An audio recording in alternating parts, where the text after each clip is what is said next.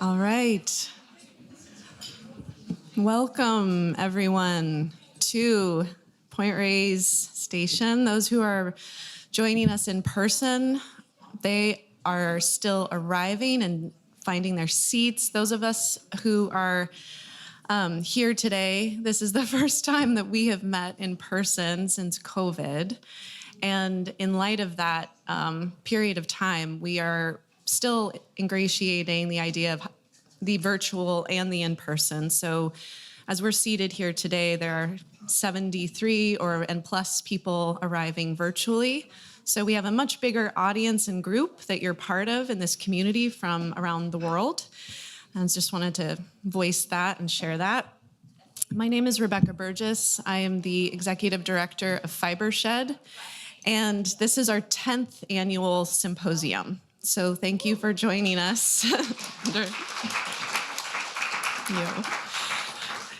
And many of you know the history of this work. It was discovered through a process that I went through, identifying my own wardrobe as a place for experimentation and analysis and creative reclamation, that I discovered in localizing my own wardrobe that our state of California was like the largest wool producer in the country. We are the largest extra long staple producer in the world.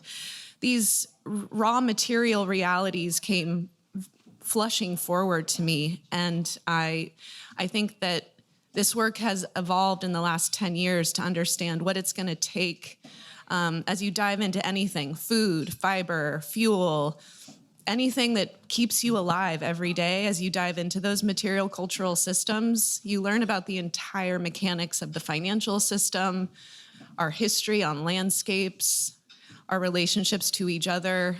Everything becomes unearthed and exposed through those deep dives. And so we're at this point 10 years down the road where the deep dive is, for us to be able to do things well in our home communities, we need to lift up communities internationally. This work doesn't happen without us working across nation states and so many other lines. And so the work today explores what those connections are between people and policy and material culture, all of which the morning focuses on as these levers that we need to be aware of as people who care a lot about our regional economic development projects and our work to create economic justice and racial justice and ameliorate the big deltas we see in our world today and heal those.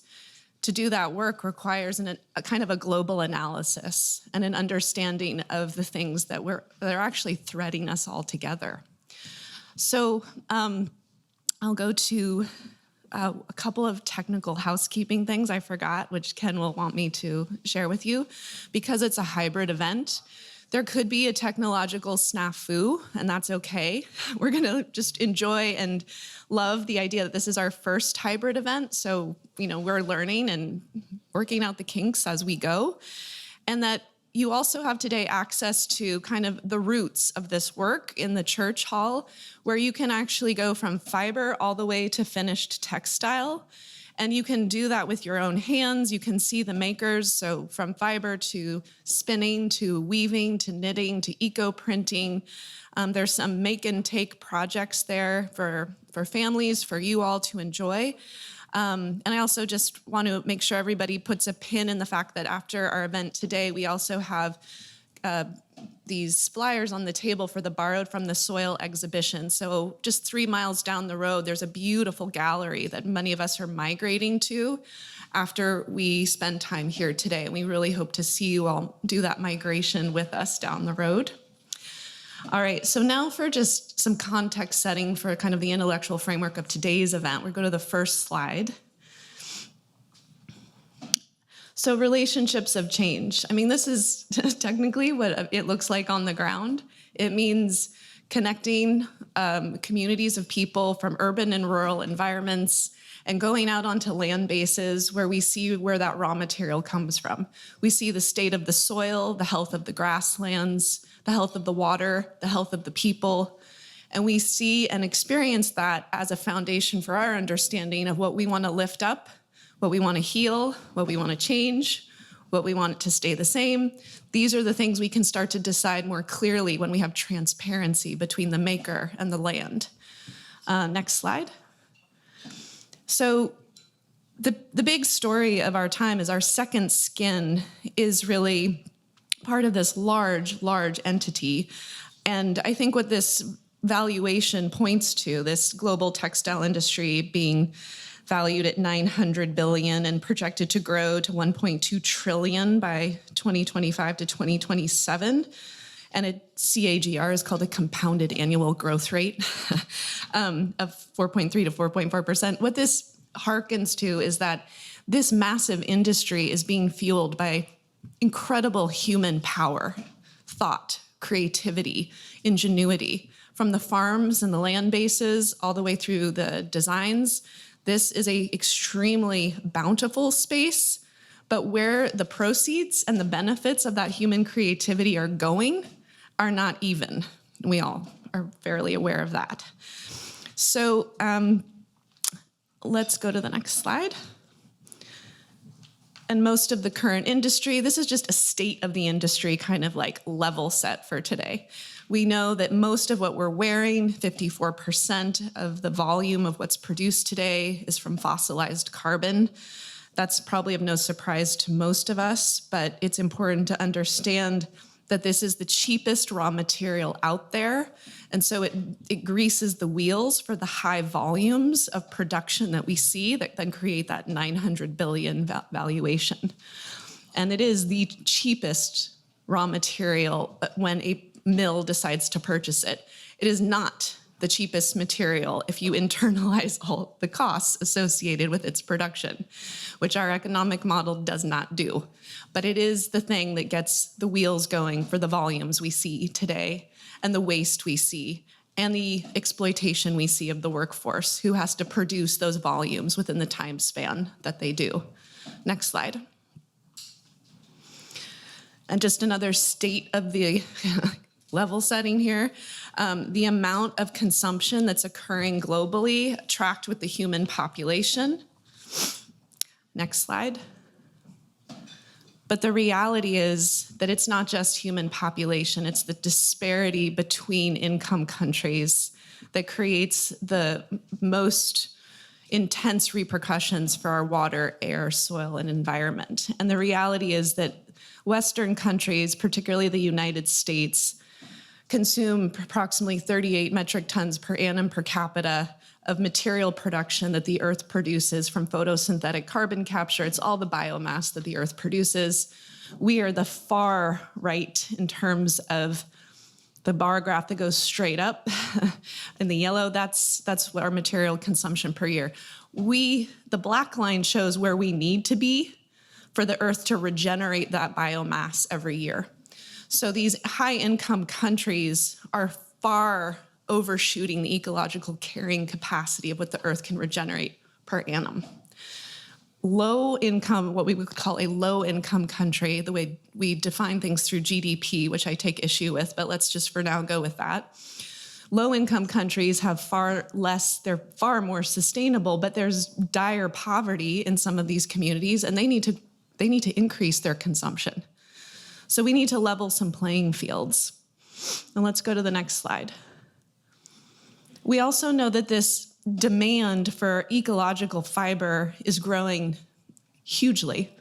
In fact, the demand for eco-fiber is growing faster than the overall textile industry.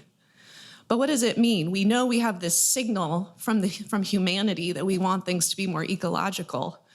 But that alone, just creating an eco-efficiency, next slide. Eco-efficiency is not enough to outpace the effect of the volumes of consumption. So what this slide shows, this is from the book, The Business of Less by Dr. Roland Geyer. I recommend it. And I also recommend the book Less is More by Jason Hickel, and that's where the volume metric tons per annum per year per capita data came from. That this shows us that the overall consumption rates they are trumping, sorry to use that term, they are trumping the actual eco-efficiency of the system. So when we say, oh, we'll make this a little bit better, we'll use a little bit of this recycled, we'll do a little bit of this, and frankly, even myself as a movement maker around climate beneficial agriculture, we can't keep converting land into more natural fiber. We need to maximize the existing land to do the best it can. You can't keep growing these models and say that eco-efficiency will save you. Recycling's not enough. Next slide. And what we know about, though, the positive flip side of the eco-fiber demand, and what I am aware of is when I talk about land use conversion and regenerative agriculture and that cannot happen, I'm not that worried, though, because the amount of fiber that's going into landfills straight from farms, the amount of fiber that sits in the merchants' dorms where it doesn't move into the mills from our cotton farms is massive.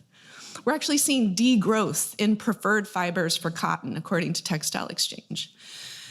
This means that the raw material, the natural raw material coming from these decentralized landscapes does not have the means of production to get on human skin. And when we interviewed the affiliates internationally, our Fibershed affiliate community, 86.5% of that affiliate community said that the biggest challenge they face is manufacturing.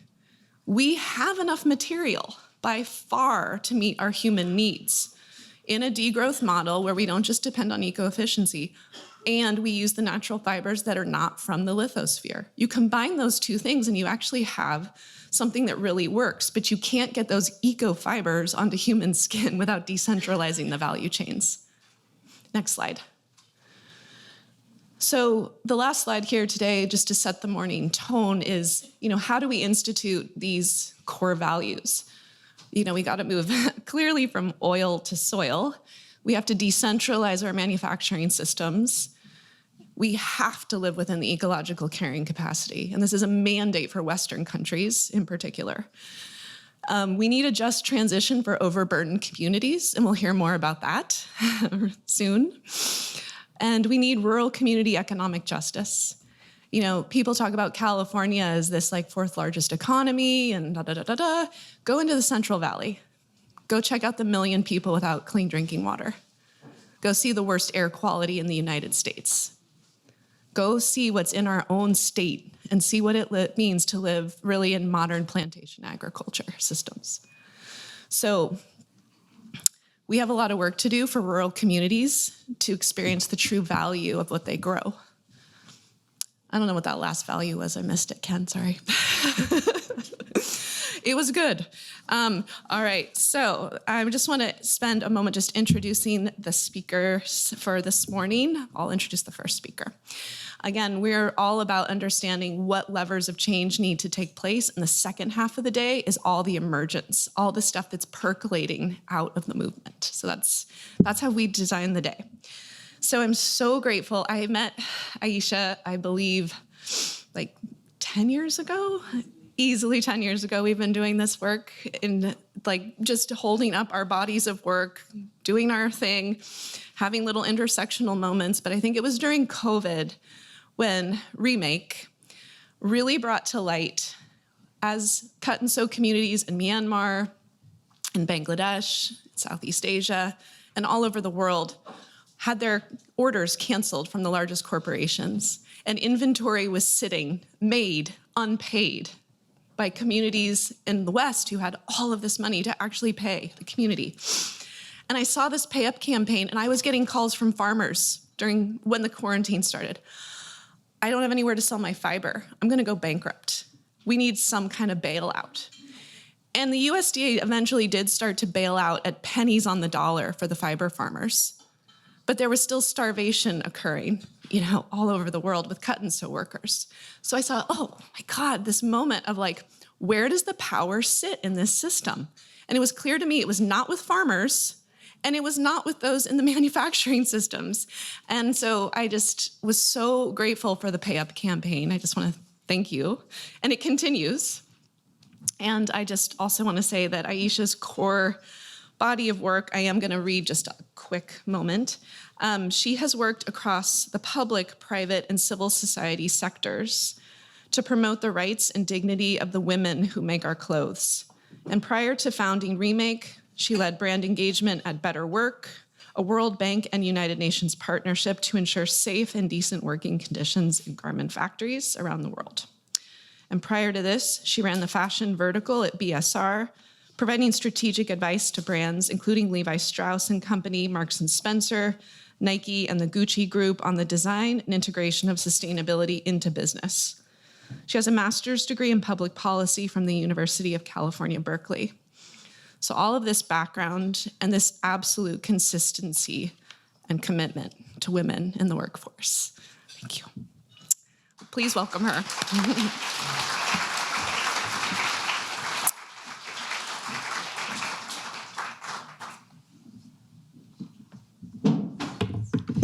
Goodness, I'm short.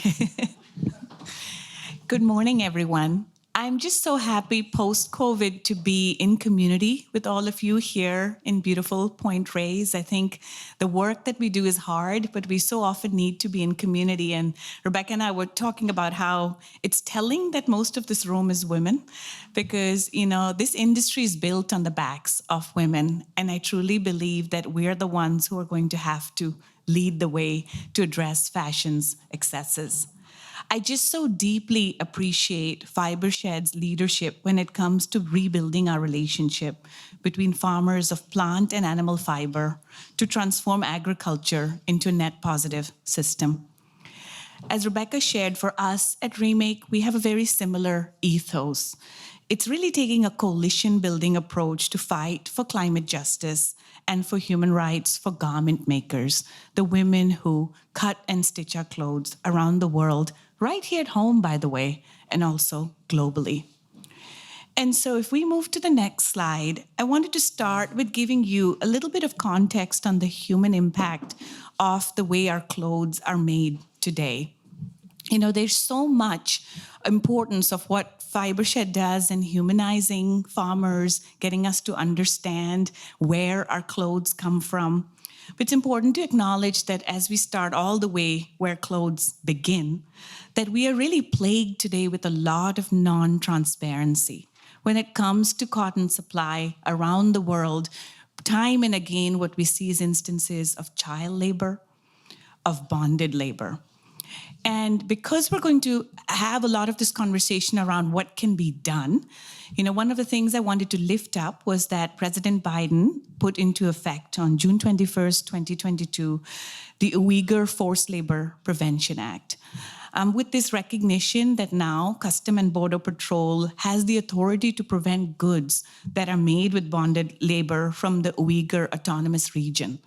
If you all don't know much, you know, there's modern day genocide happening currently with the Uyghur community, the government of China mandating that women and children and young men have to forcibly pick cotton, have to be making so many of our goods, not just apparel. And yet, as any good laws that look great on paper, there's so much work to be done. We are a little post 1 year of looking at this law, and we know that enforcement has been really mixed. It's really difficult given the complexity of how deeply embedded the apparel industry is in that region to divest from it. Scientists have looked and been able to trace back whether Ralph Lauren, Adidas, Zara to being implicated and trace back to the region. So if we move to the next slide, you know, when we think about the complexity, the opaque nature, and the heavy use of bonded labor at the cotton supply chain, we then get to looking at product at the cut-sew level. And that's really where I've spent 20 years of my career, really for us to be thinking about, come on, this is a $2.5 trillion industry. Why is it that it continues to be a sweatshop industry? And the thing is that whether it's downtown LA, Leicester, United Kingdom, my hometown of Karachi, Dhaka, or Phnom Penh, what we keep seeing is that it is women. This is one of the only industries that predominantly hires women, women of color, that toil long hours for rock-bottom wages up against gender-based violence. And so the question is why? This is an image actually over what has been unfolding in Bangladesh over the last 2 weeks. Bangladesh is a top producing nation when it comes to where our clothes are made and stitched. If you go back home today, look at labels, especially for those of you who might have children, odds are a lot of that product will say made in Bangladesh. And despite the garment industry being Bangladesh's economic backbone, with 80% of total export value coming from this industry, workers have not seen a raise in their wages for 5 years.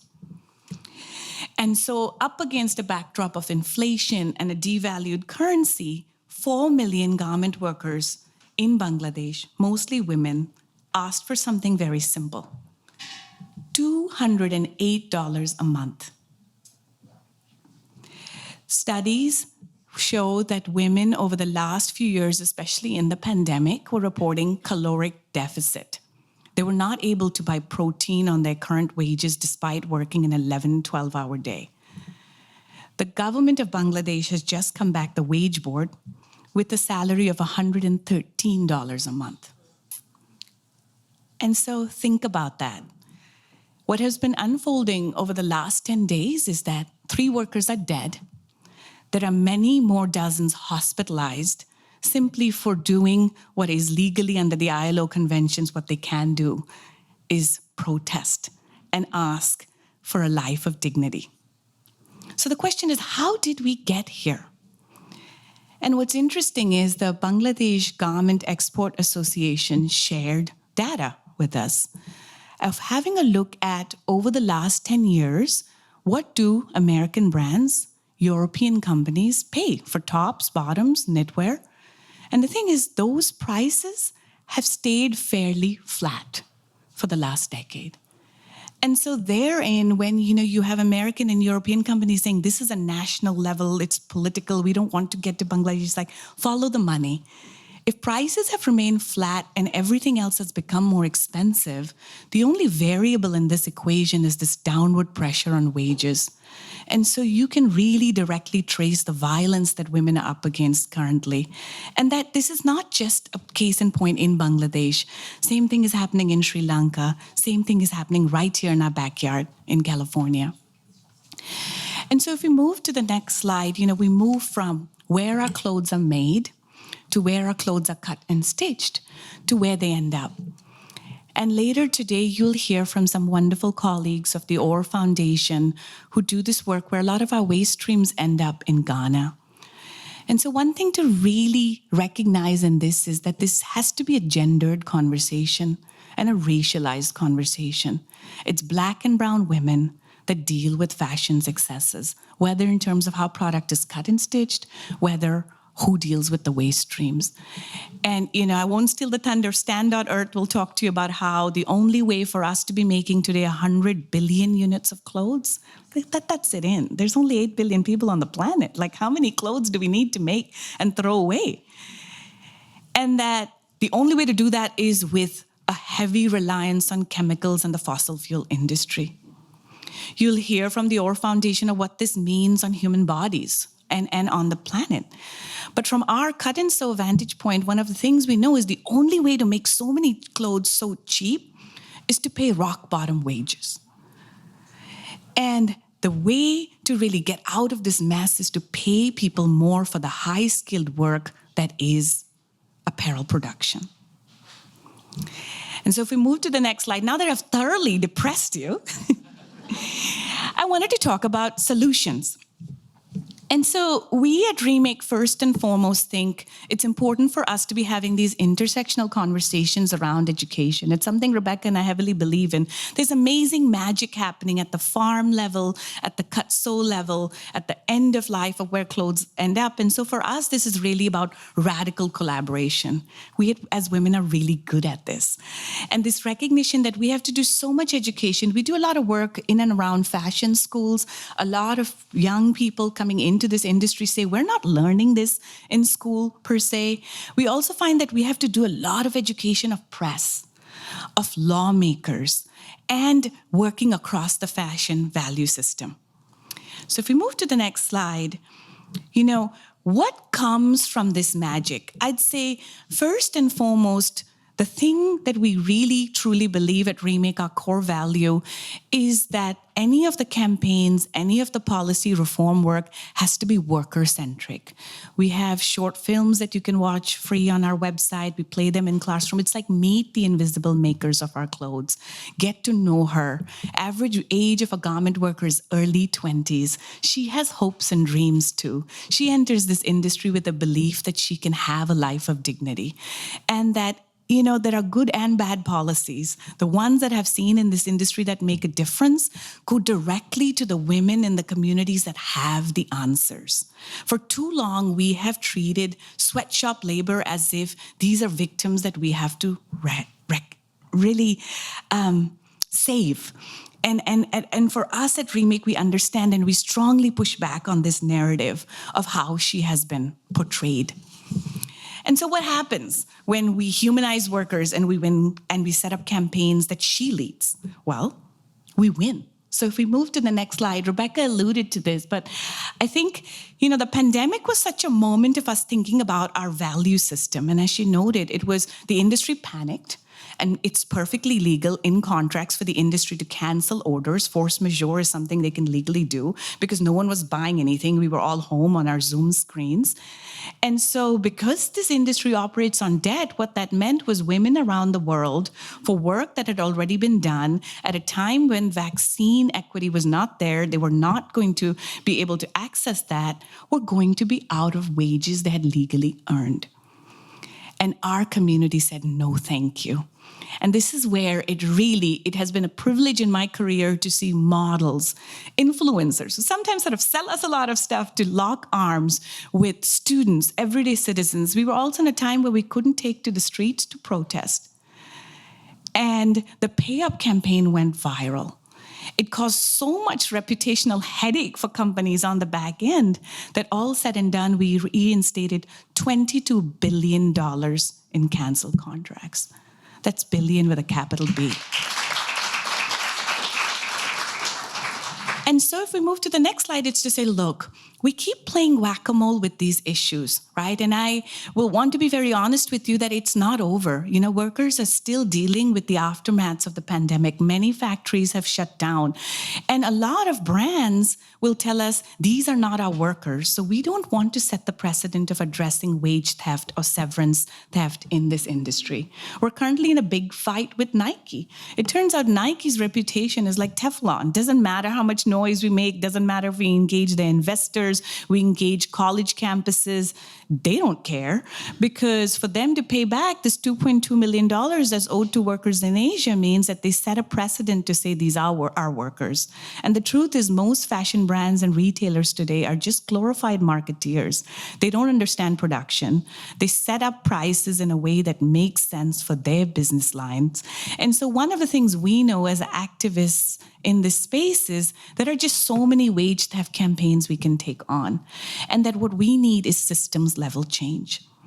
And so if you move to the next slide, I'm proud to say that California leading the way, we just did that last year.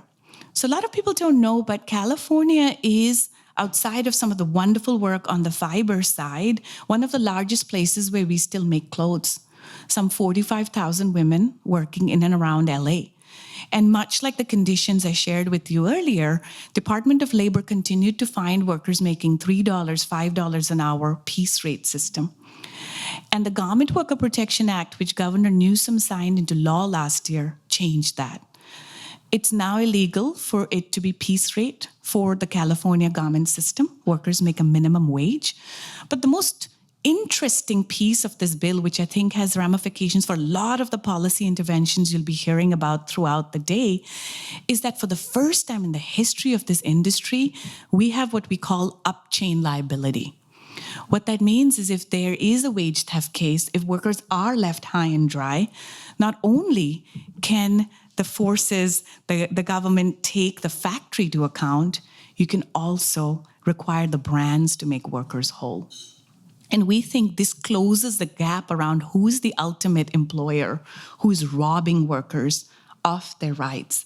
Because for too long, what you see is, factories spring up, they shut down, workers are out of their money, open up under a different name. And what we aren't getting to is the root causes of why is this so. And I will say that this is not just a labor-led initiative. The coalition that we built for the Garment Worker Protection Act to become the law had a lot of sustainable brands, businesses who were like, I do pay the minimum wage, but it's impossible for me to compete with Ross or Forever 21 when they're undercutting prices in that way. And so I'll leave you with the fight in California set a precedent. And so if we move to the next slide, 2 weeks ago, we then took this to the federal level. With Senator Gillibrand, we reintroduced the Fabric Act. The Fabric Act, building on the innovation of what we've done in California, would ensure that workers across the US, and by the way, there are still cut-and-sew workers, some 100,000 of them right here at home, who, by the way, we turn to make our masks and PPE when we have not invested in these factories or workforce for a very long time. And what this bill would do is 3 simple things. Minimum wage over piece rate, the upchain liability so that we're not playing whack-a-mole, wage theft case after wage theft case, and investing in manufacturing right here at home. It's a small grant program, $50 million, a lot of manufacturing. Yeah, Rebecca's clapping. It's like, it's something. We have to start somewhere. Because a lot of people say, hey, we do want to make things at home, but come see the infrastructure here. The workforce is aging. The factories look like something out of the 1950s. And so if politicians really want made in America, it's like, well, invest in it. Certainly governments in Asia have done that. And one of the most beautiful things as we reintroduced this bill was how many young people showed up. And this is why when people ask me, you've been doing this work for a long time, you don't seem that angry. I've seen things to make me pretty angry. Is the optimist in me really believes in this next generation of people that are coming to work in this industry. And we see some of them here in the room today.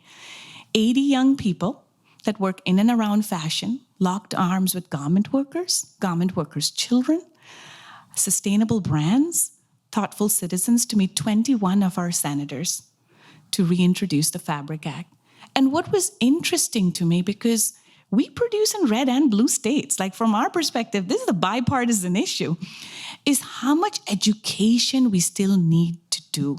So many of our Congress people didn't even have an understanding that the sweatshop rhetoric that we talk about overseas happens right here at home. And so if we move to the next slide, I'll just leave you with, and I don't know if we have time for questions, I'd gladly be in conversation with you all, is that join us. If you've liked what you've heard today, Remake.world, that's our website. We have a newsletter. We don't spam you. We just keep you up to date with campaigns, with policy reform, easy ways for you to lend your voice. If you're on Instagram, that's another easy way. Our social media is Remake.world. But the thing that I know in a long career of trying many things that do or do not work is worker-led solutions, enforceable regulations, binding agreements. It's the only way we're going to make progress towards a fashion industry that's not in bed with the fossil fuel industry and paying poverty pay. Let's pay women for the hard work that it is to make the clothes that we put on our backs. Thank you so much.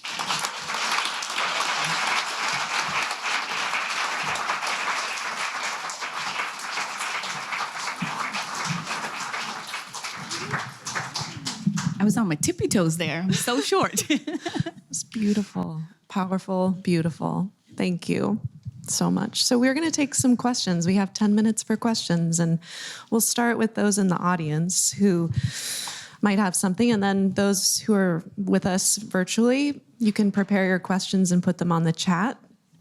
We have a question in the back, yes? And there's a microphone close to you, if you don't mind using that. I just wanted to know how many Remake ambassadors are in the room right now. Any want to raise your hand? I know Sophia's coming later too. Thank you for all that you do and for lifting up. So we have around the world 1,600 Remake ambassadors. These are people who build community organizing one-on-one. Thank you. You are the heartbeat of our moment, and it means so much to have you in the room here. So if you want to be a Remake ambassador, chat with me afterwards. But it's a lot of ways for us to build community around these issues, because I really do think we're so much more powerful as a collective. Yes. Oh, there's a microphone coming to you so that the people online can hear you as well. Thank Are there you. efforts to unionize? Absolutely. And thank you for bringing up that important question of efforts to unionize. You know, the image that you saw in Bangladesh, that is Nazma Akhtar. She's one of the most renowned women-led unions in Bangladesh. We work with union partners, particularly grassroots women-led unions around the world. And, you know, we brought some union shops to give testimony to Congress too. And it was sort of very stark in terms of when I work in a unionized shop, how much better my life is, not just in terms of paycheck, but hours worked, and to have a life of quality. And I will say, whether you see what's happening with Amazon warehouse workers, in the retail industry, but also at the cut-sew level, suddenly in the US, unions are no longer a bad word, which it has been for a very long time. Thank you. Hi, Ayesha. Thank you so much for your presentation. It's very beautiful. My question is about, you're talking in the beginning that you have been consulting brands. And I was wondering whether how keen they are to be more environmentally and economically just, while also reducing their bottom line profit. It's such an important question. And I'll be honest with you, I left policy school starry-eyed to think it was the early days of corporate responsibility and codes of conduct that, you know, I spent a decade making the business case to a lot of the big Fortune 1000 publicly traded companies. And the truth is, I'm very disenchanted with the call it voluntary corporate social responsibility efforts. We've had 30 years of testing that, and we know that it's very difficult to retrofit sustainability, especially when it's a publicly traded company who's truly only valued in the market for growth. And so what I've seen a lot of innovation is smaller startups right here at home and globally, you know, sustainable brands that are thinking about this from an ethos from the very beginning. But I will purport to you that growth and sustainability don't work together. You'd be hard-pressed to find any publicly traded big brand or retailer that is truly divesting from fossil fuel, paying a living wage. And so that's why I sort of pivoted my career from trying to make the business case to brands to say, wait a minute, there is no business case, to more on the regulatory reform. We need to make this enforceable so that we can lift all boats. Agreed. Yes. The chat. Oh, okay. And then we have one more in the room if we have time as well. Okay, we have a question from Natalie online. For new sustainable fashion organizations, what are some initial steps you would suggest to begin starting the relationships with garment workers? Hi, Natalie from the chat and everyone in the chat. I'd say really, you know, building solidarity with the people closest to the problem is how we make progress. For a lot of sustainable fashion organizations, one of the things that I've been struck by is how much the solution seems to be more in terms of what we can do as an individual consumer. And the truth is, brands want you to think of yourself as a consumer. When did we become consumers? Weren't we citizens before we were consumers? And so this idea of, you know, using your voice in solidarity with garment workers, which is what we do every single day, it's so much more powerful, you know, rather than, okay, you want to buy something beautifully and sustainably made, that's great. But for the people who helped pass the California law, you instantly got 45,000 women paid fairly. And so I'd say, you know, find in your local community those organizations that are most closely grounded to worker-led movements, because that's really where we're seeing the magic happen. And the Garment Workers Center In is LA, yes. in LA, and you can support them directly through donations. And during COVID, there was also CSA boxes. So if you're a farmer and you want to, you know, provide fresh fruits and vegetables, they were also organizing that as well. And I'd say, for anyone who's moved about what's happening in Bangladesh right now, we also run emergency relief funds. And so anything that goes to our emergency relief fund, we take no fees, no nothing. We send it directly to worker communities, because what she's asking from us right now is support for legal fees, because so many workers are being arrested, paying for hospital bills because so many workers are injured. So again, I think the more money we're able to move to worker communities, the more we can support the local and global union movements. That's how we really will see progress. Nice. Do we have another question from we had two in the audience, one in the audience. Thank you. Hi, Ayesha. My question pertains to, I've heard from several manufacturers recently that as they're making efficiency improvements related to sustainability, some of their brand partners are expecting cost reductions because, quote, their manufacturing costs have reduced from their savings due to green energy, for example. I'm curious how that is tying into your Pay Up campaign and Remake's perspective on brand responsibility in the supply chain. Yeah, it's such an important question because, every brand's corporate responsibility report will talk about supplier responsibility. And in some way, it's quite colonial and racist, right? Because it's to say, you suppliers have to be responsible for moving to greener manufacturing, for paying people fairly, for meeting the minimum wage laws in your country, but we're going to continue to keep paying less. And I'd say in the Pay Up campaign, there was this unique moment of solidarity where manufacturers were standing side by side with the labor movement because they had their contracts canceled too, right? And they couldn't keep the factories running. I will say that for a lot of the manufacturers that we work with, that solidarity went away the minute COVID went away. And there is this sort of bloodbath of, manufacturers feel like they cannot speak up, especially to the press when things like this happen, that brands are pushing prices down to the last penny. And you see this whether it comes to efficiency upgrades in a factory, but also when it comes to minimum wage increases, that who's to pay for sustainability? And I think we need to have more honest conversations around that. But what we're also needing is for manufacturers to not have this mentality of, if I don't shave it down to the last penny, then the order is going to go to the next factory, and sort of push back on this race to the bottom. We're needing some imagination on that side as well. Another question, and while we're getting the microphone over there, I say the same would go in for agriculture. They're constantly asking for price reductions when agriculture is supposed to become more productive under these regenerative conditions. So we'll just pay less per pound. You're like, well, no, that's not Horrifying. the point. Yeah. Yes.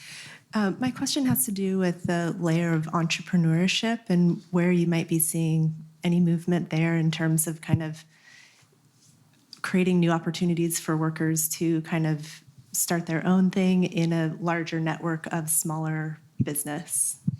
It's such an important question. The Garment Worker Center that Rebecca was talking to, they're just launching a worker-led co-op with this vision of, we're not just going to work in these terrible factories, we're going to create our own value. I'd say there's some very thoughtful brands that are thinking about these issues in a very intersectional way. So Mara Hoffman, who just won the environmental prize for the CFDA, looking at materials, but also sort of where the production is placed.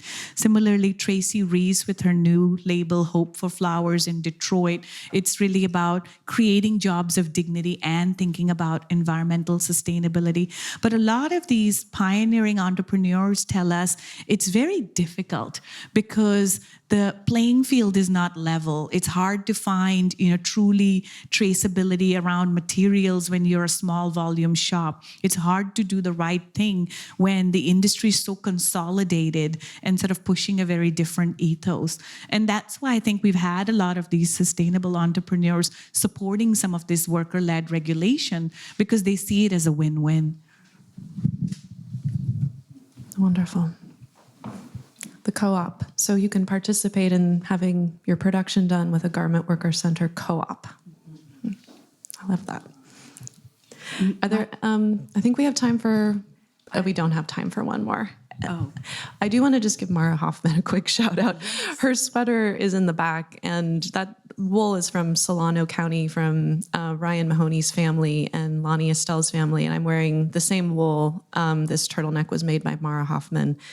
And this is all from the ranches in California. So as a designer, you can see where we're starting to crack the code on how to get the raw materials off the farm, aggregate demand from small designers and large designers, and pool those materials so they can get all the way through to the design students. And so the Borrowed from the Soil event that we have later today, you can see actually California cotton demand was aggregated from a large group of people, and we scaffolded the minimums together to get a price to the grower that was fair, that allowed for them to do all this work to build healthy soil. So it's just about collaboration, and a collaboration of the small. Collaboration of the small, amen to that. And Mara was the first out the gate to lend support to the Fabric Act when it was reintroduced. If there are sustainable entrepreneurs, smaller businesses in the room, I have materials on the Fabric Act and how you can lend your support. This is the way for us to not just build our own brand thoughtfully, but also to start to use our voice in the political arena. Yeah. So we get to wear lots of hats to transform this system, creative, political. Yeah. But thank you all so much for your time. As I look to this beautiful room, I remain hopeful. This is an industry with a lot of creativity and imagination. I think we can imagine a future where it is really staying true to people and the planet. Thank you. I agree.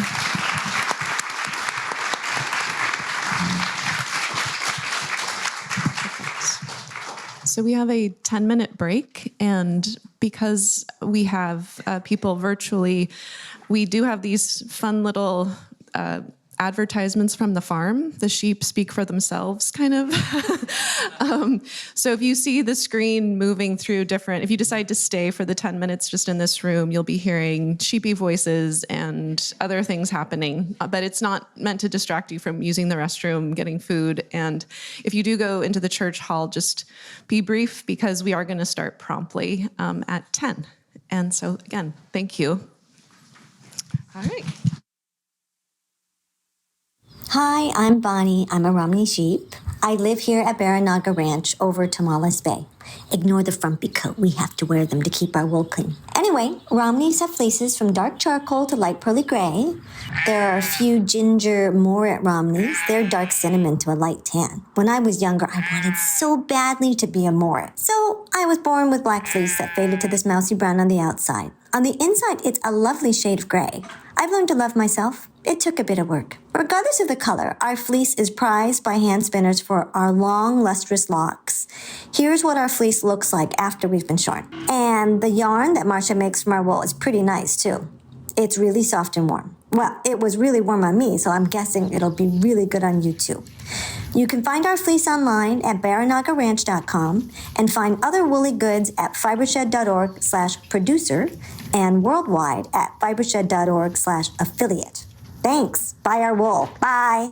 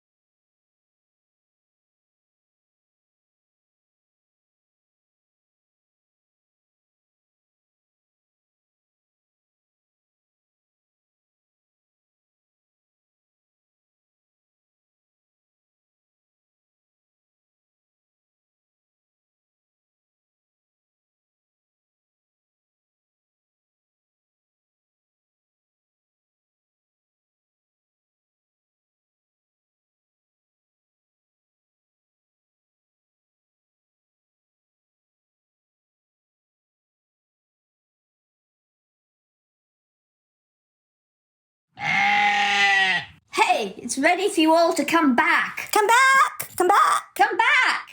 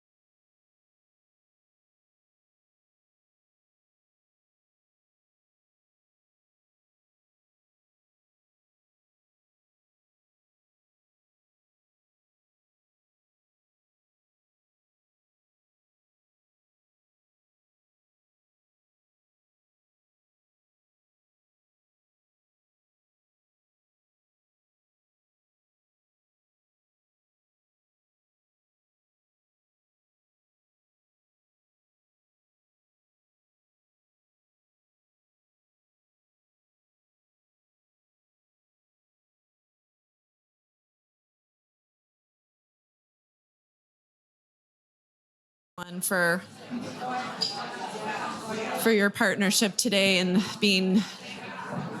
coming all the way here, spending time with us.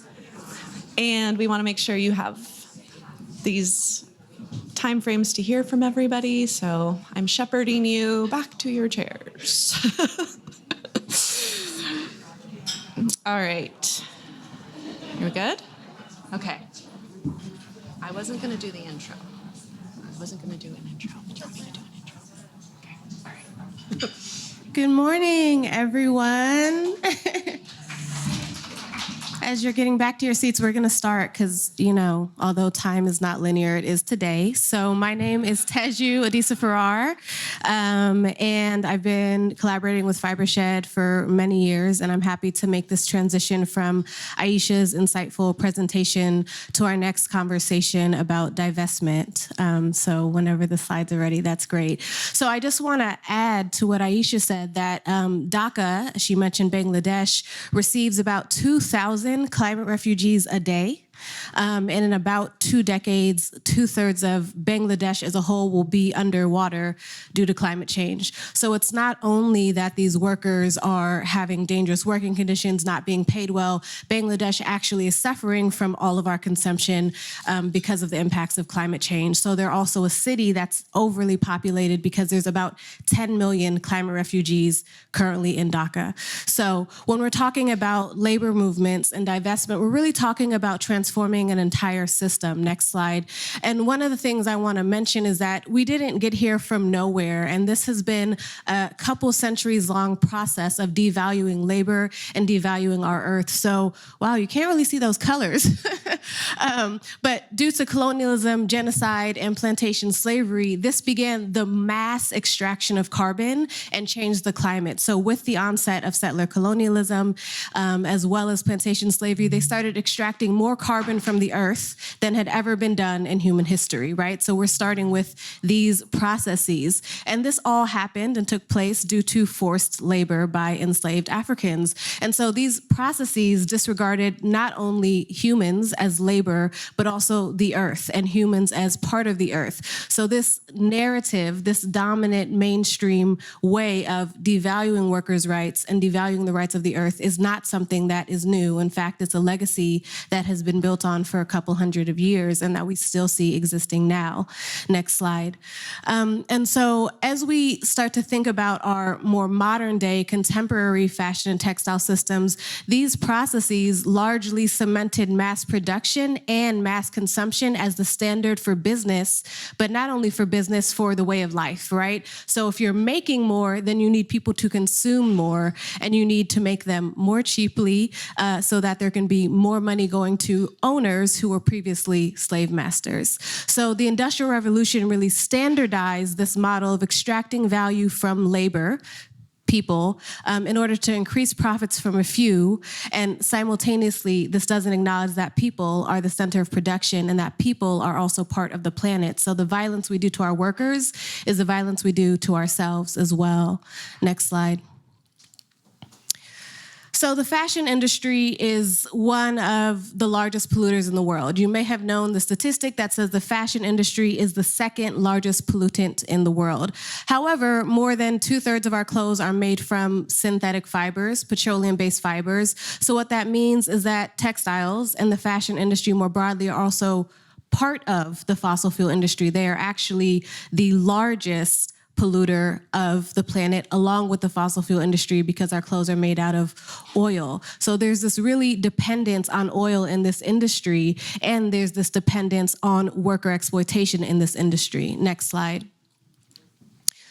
So at every stage of the crude oil supply chain, because most of our textile synthetic fibers are made from crude oil, there is violence and destruction. At the point of land acquisition and extraction, there is exploitation of indigenous communities, dispossession of indigenous communities. There is soil depletion, there is biodiversity depletion at the point of transportation and refinement and processing. Most of the oil refineries and processing plants in this country are in Latinx and Black communities. There's higher rates of cancer, such as in Louisiana. There's a place called Cancer Alley where there's 80 petrochemical plants down the Mississippi River. And if you look at a map of the petrochemical plants and a map of where plantations used to be, they almost map up like accurately. It's almost like the petrochemical plants were created on the same sites of the plantations, right? So we're seeing this legacy come through and through. And of course, at all of these stages, workers are working in dangerous conditions. They're not paid well. They also have higher health risks. And of course, there's this increase of carbon emissions that's causing climate change. So there's no stage of the crude oil supply chain that is equitable or where there is worker dignity. Next slide. So what this means is that there's really no room for worker dignity or dignity of the planet in the fossil fuel industry, in the fossil fuel supply chains. So what this means is that the true solution, which you can't see because of the colors I used, is divestment from the fossil fuel industry, but more importantly, reinvestment in nature-based, regenerative, life-centered production systems, which is what we're all here trying to do, which is what Fibershed is trying to do. Next slide. So divesting from fossil fuels is actually an opportunity. It's an opportunity to divest from unhealthy, unsustainable, exploitative labor practices and extracting processes. It's an opportunity to divest from unjust relationships with indigenous communities, because this is all their land, and unjust relationships with the ancient geologies, which is the earth, like coal, oil. Those are literally millions of year-old fossils. Fossil fuels are fossils. So we're disrupting ancient geologies of the planet that we are all living on. And it's really important that we right that relationship with each other and with the planet. Next slide. So divestment means disentangling our fiber and textile industry from reliance on fossil fuels. It means disentangling our industry from production scales that necessitate worker exploitation and extraction. It is about transitioning away from the majority of our products being created from petroleum-based chemicals. And it also means transforming legislature and society. You can't transform the government without the people, and you can't transform the people without the government. So we have to do it on every scale in every industry. Next slide. Luckily, we have a couple people who are going to be talking to us about how this is possible and what's already happening to divest from fossil fuels to make a better situation for not only workers, but for all of us and for our ecologies that we all love and benefit from. Starting with Rachel Kitchin, she is the corporate climate campaigner for Stand.Earth. She got her start in the world of justice and corporate campaigning for disability rights. And once she moved to Canada, she began pursuing her passion for the environment, both by exploring the beautiful lakes and forests in a canoe, which sounds amazing, and by joining Environmental Defense Canada. While she was there, she campaigned to end plastic pollution, protect the Great Lakes, and stand against massive environmental cutbacks in Ontario, working with a huge array of local activists and communities, because Ayesha said it takes all of us. And after Rachel, we'll hear from George Harding Rolls, who is the Director of Policy and Advocacy for EcoAge. He runs the organization's work on pushing for the equitable phase-out of fossil fuels from fashion. Previously, he was with Changing Markets Foundation. He's also worked with Forum for the Future. He's worked for a digital agency called Jellyfish, and done a whole bunch of other important things that he will talk about. So first, we will hear from Rachel, and then from George, and then we'll open up the questions to audiences.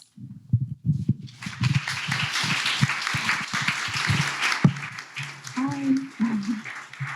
Thank you so much. Thanks for that amazing introduction to this issue. I'm really happy to have it introduced so well and on such a really important basis of thinking about how this issue affects people, because really when we talk about climate change, we should be talking about people. And that's the most important thing to remember. So I'm just going to share a couple of slides here.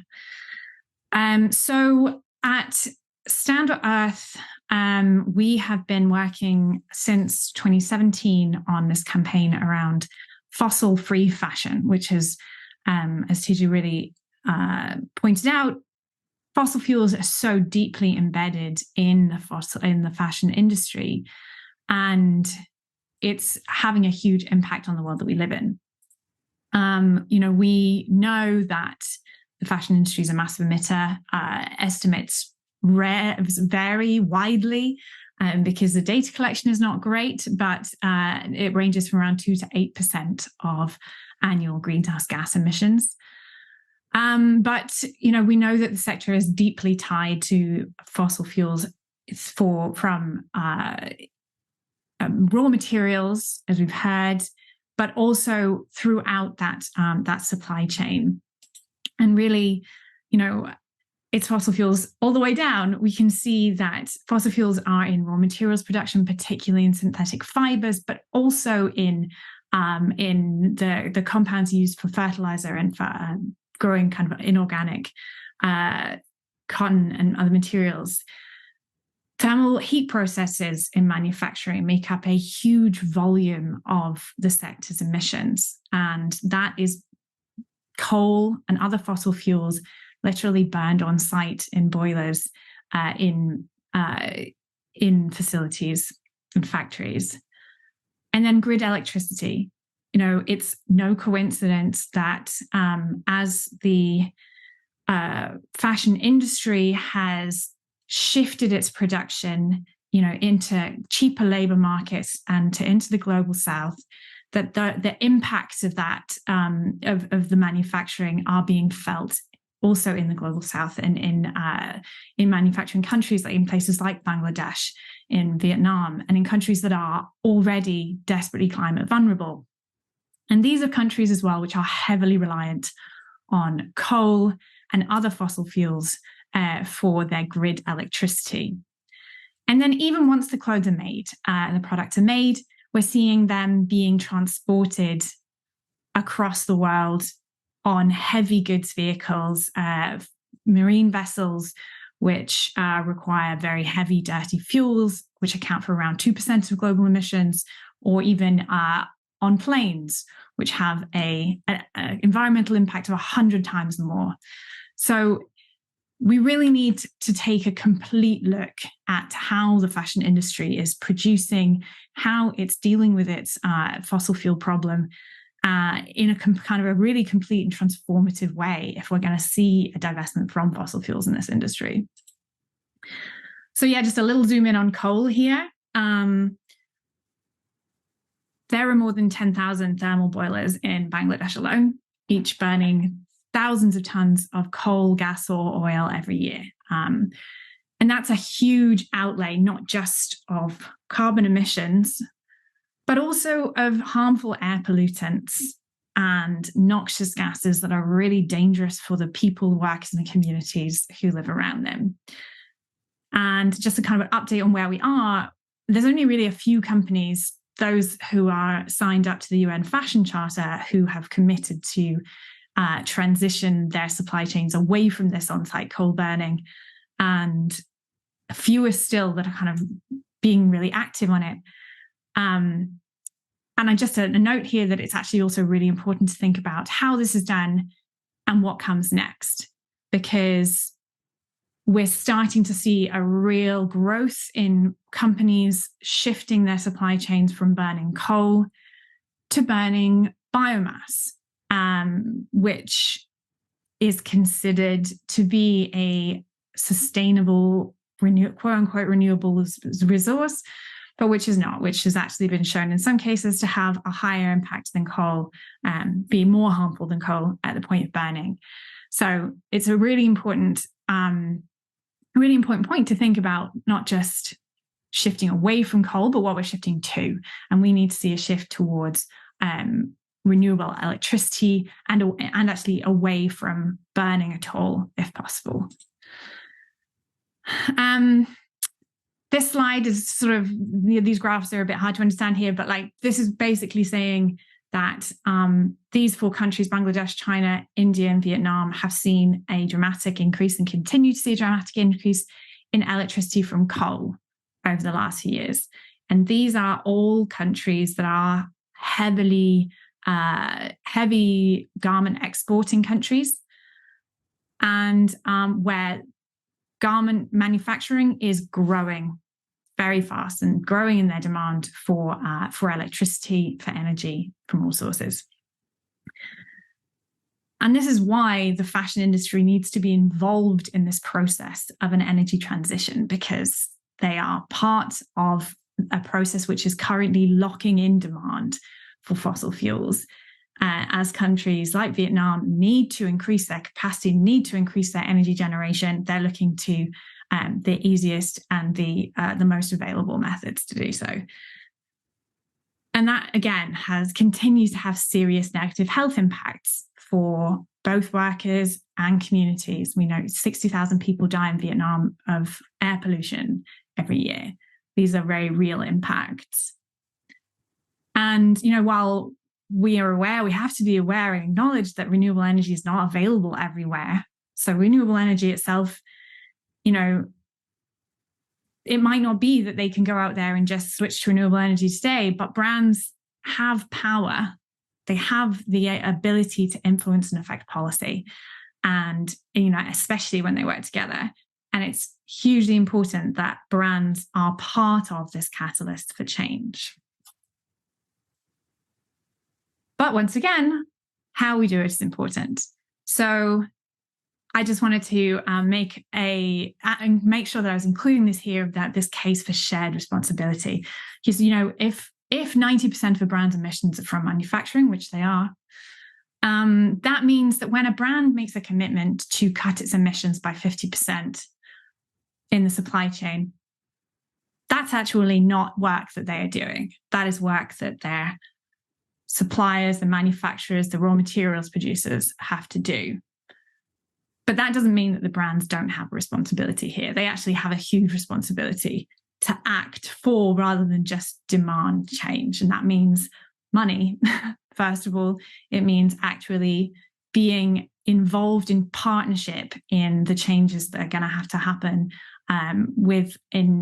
for manufacturers. And primarily that means stumping out the cash. And I just included this here because it's also a really important point that we have to think about overproduction. There is a huge amount of electricity, energy, fossil fuels being burnt in the world to create energy, to create these products. And before we think about simply switching all of that over to renewable energy, it's also important to think about how we can just reduce the volumes that are needed in the first place. And that's kind of the first and easiest way that they can cut emissions and reduce impact. I wanted to jump in a little bit, and I'm sorry if I'm taking up too much time, on the way that Stand.Earth works on this. So we produce something called the Fossil-Free Fashion Scorecard, which is a measure of 43 brands this year and what they're doing within these impact areas to try and reduce emissions and shift away from fossil fuels. So we look at their climate commitments and their transparency. We look at what they're doing to increase the use of renewable energy and energy efficiency within their supply chain, as in how they're helping suppliers to do that. We look at how they're advocating for renewable energy, how they're kind of reducing the impact of their raw materials, and how they are also reducing the impact of their shipping and logistics. There's just a couple of key findings here. I think I'm running out of time, so I'm not going to dwell on them too much. Just to say maybe that we've done this scorecard twice now. We've seen progress is slow, and it's being focused often in the wrong place. And we need to see significantly more focus from brands on that support that's going into their supply chain to develop the change and to ensure that it's being done fairly and without overburdening suppliers.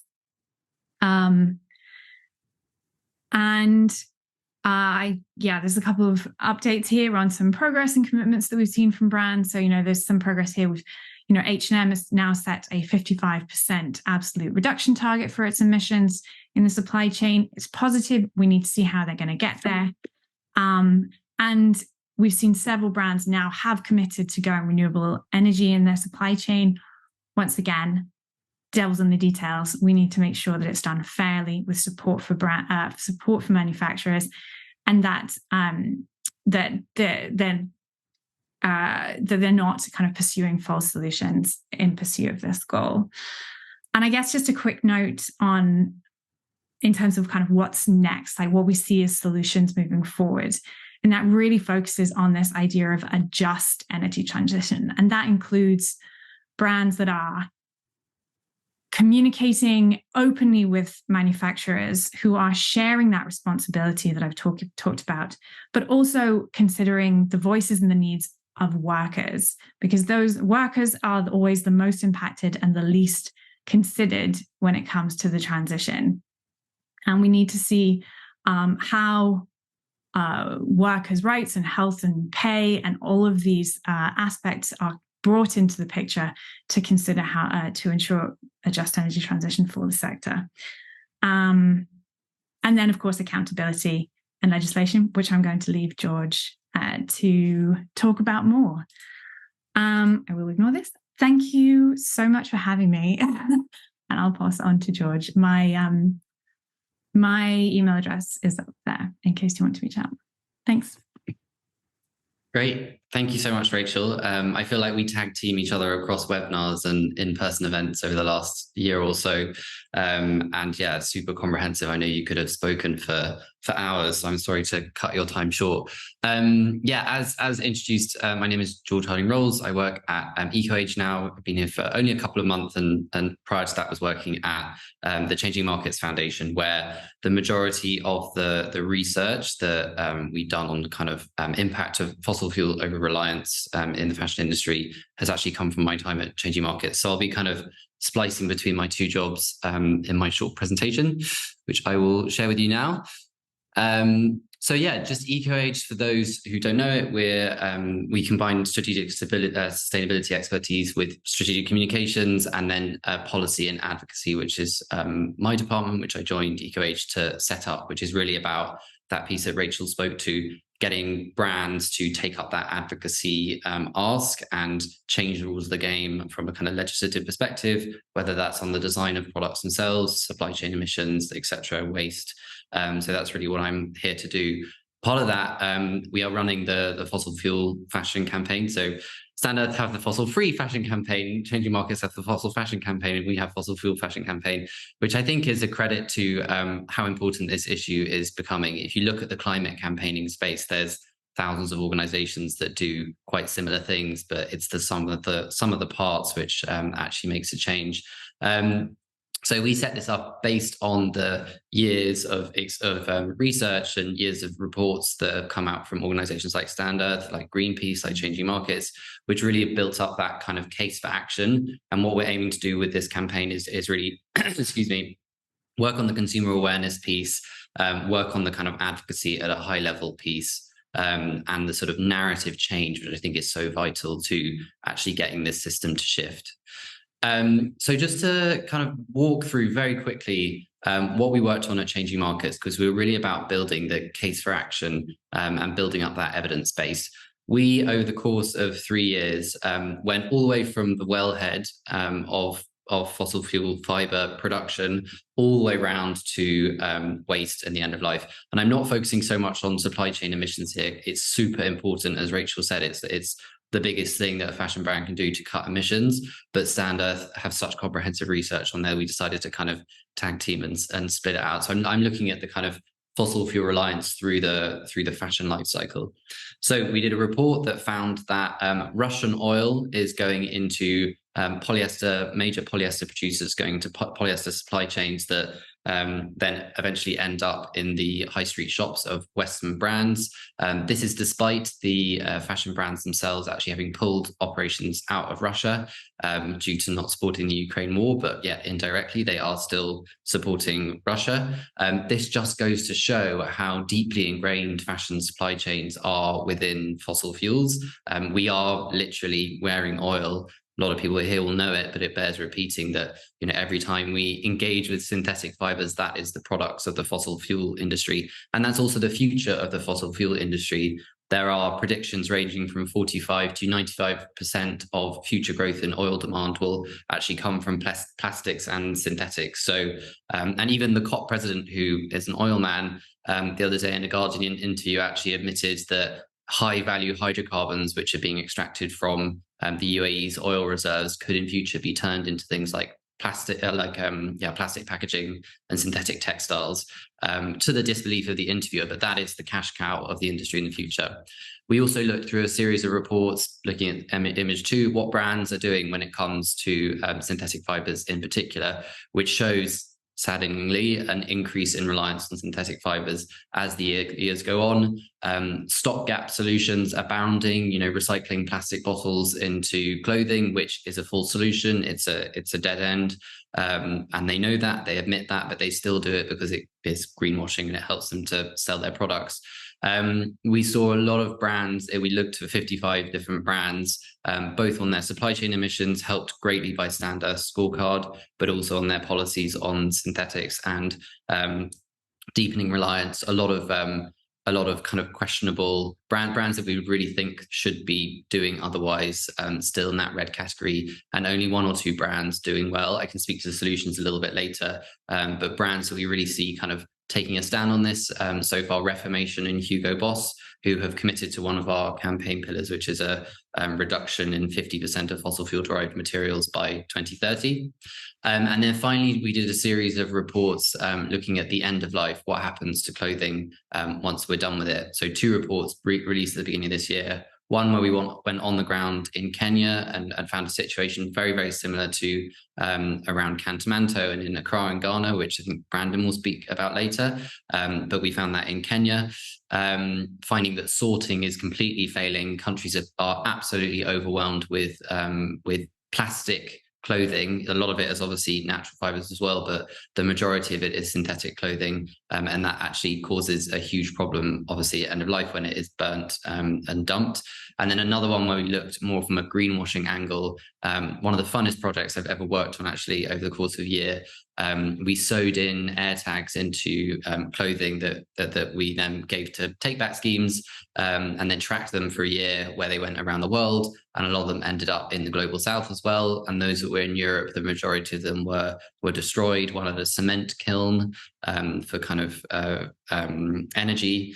And very few of them were actually doing what the take-back scheme said on the tin. And that was similar to an investigation done by a Swedish newspaper, which we actually informed them on. So it's kind of a pincer movement. So that's just a summary of kind of where we based this campaign on. trying to change the slide. And it covers all these points. This is really the sort of synthesis of the narrative that we are trying to get across, trying to make sure that policymakers, brands, consumers, media all understand that fast fashion runs on fossil fuels, literally within the supply chain, as Rachel has shown, that most of what fashion brands produce, the clothes, are made from fossil fuels, polyester, acrylics, polyamide, etc. 69% of fiber production is synthetic, rising to 73% by 2030, of which 85% will be polyester. Polyester production annually is the equivalent of 180 coal-fired power stations. Synthetic fiber production uses as much oil annually as the whole of Spain. All these stats and statistics. As I said, the future of fossil fuels is also in fashion and in plastics and in petrochemicals, high-value products that they can get from over-extraction of fossil fuels as energy and transport move out of the fossil fuel sector kind of in the round. The fashion industry shows no sign of slowing down. Oh, I think my slides have been taken away, but that's okay. I'll keep talking. The fashion industry shows no signs of slowing down. And really, we see it as synthetic fibers are stimulating overproduction. The formula for fast fashion is cheap labor, cheap energy, and cheap materials. And it's this cheap materials part that they are made out of, they are made out of fossil fuels. And now I'm just going to have to look back at my slides. I can't remember what I was saying. And finally, it's the fact that these fossil fuel fibers make circular fashion largely impossible. It is practically impossible to, fiber-to-fiber recycling technologies are very nascent. A lot of them are growing, and there's a lot of solutions out there. But in terms of that cheap, I'm allowed to share my slides again, don't worry. In terms of that, those cheap kind of clothing, a lot of which are blended, that makes circular solutions largely impossible. I'll breeze through these. There are 3 pillars to our campaign, which focus on equitable phase out of fossil fuel-based materials, committing to science-based climate targets, which also incorporates the supply chain emissions element, and openly supporting legislative action. And that is what I'll breeze through these, but that is one of the most important ones that Rachel alluded to at the end. I've been working in sustainability for about 10 years. I'm sure many people here have been working for decades, years longer than I have. We've seen the systematic and categorical failure of the voluntary way of doing sustainability, where brands mark their own homework, they set up their own governing bodies, voluntary. It doesn't work. We know it doesn't work because we're in this era of greenwashing, and we look at planetary feedback and we know that we're not on the right course. In my mind, it is, and in many others, it is the time for legislation. It's the time to change the rules of the game, to codify change into the legislature, so there's no backsliding at the behest of brands. And one of the clearest markers of whether a brand, whether a company is, or an investor is truly committed to the change that sometimes their greenwashed marketing suggests they are, is if they are openly supporting systemic legislative action, if they're openly supporting ambitious implementation of regulation and legislation. And that's something in my role beyond the campaign at EcoH that I work with progressive businesses on. And really, this is the kind of theory of change around that, getting a little bit abstract. But what we're trying to do with the campaign is influence from a narrative level what people understand the fashion industry to be, what people understand the drivers of fast fashion to be in terms of fossil fuel reliance, to shift the mainstream, the regime. That's businesses who are making clothes, that's suppliers, that's governments. And then also to build up the kind of niche, the innovators, the solutions, whether that's novel fibers, regeneratively farmed natural fibers, fiber-to-fiber recycling technologies, better ways of using secondhand clothing, all these kind of, and even niche voices, activists, people who wouldn't usually weigh in on these issues. What we're trying to do with this campaign is really, bring these 3 elements together to create a system shift and to create a narrative shift. So yeah, I think I'm probably about time, and I know a lot of people will have questions. That's my email if anyone wants it. And thank you for having me.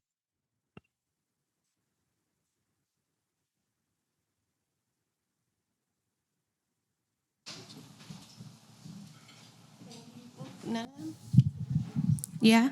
Okay, we have a few minutes for questions. We'll take a couple from the audience and then maybe a couple from the Zoom room.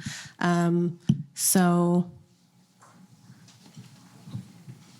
maybe there and then here. Hi, thank you for doing this presentation on materials. This question is going to be for Rachel. So for high performance apparels like technical wear, usually it's reliant on water repellent, like chemicals that are layered onto those materials themselves. So what is actually stopping these brands to invest on those kind of qualities, attributes, but on natural fibers instead of synthetics? Yeah, that's a really interesting question. I don't know if George wants to come in since he's more of a materials expert than I am.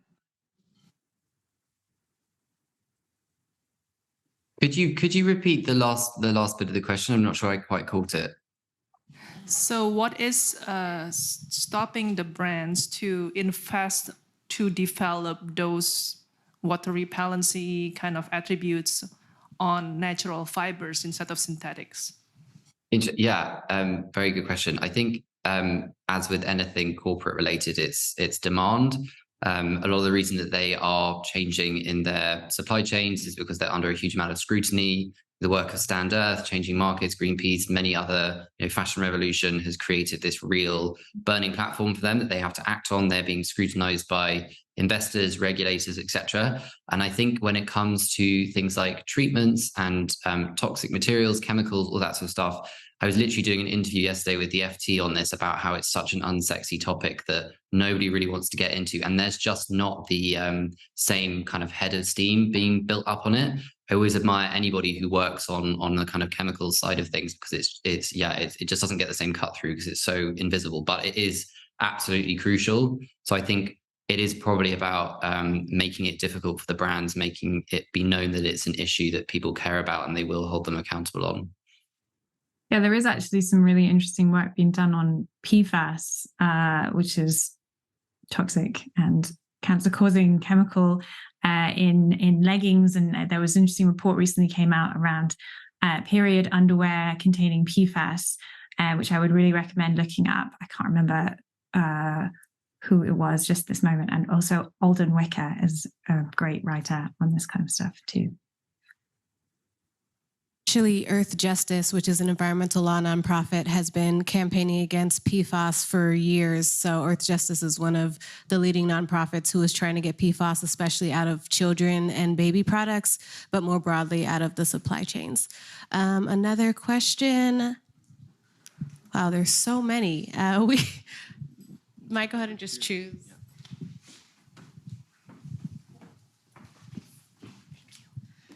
Hi, I wanted to thank you both for the work that you're doing because obviously fighting fossil fuels is a really overwhelming global issue and there's so many majorly invested entities that are fighting this. But I think something that our wonderful introductory presenter said earlier is that you can't change the government without the people and so on.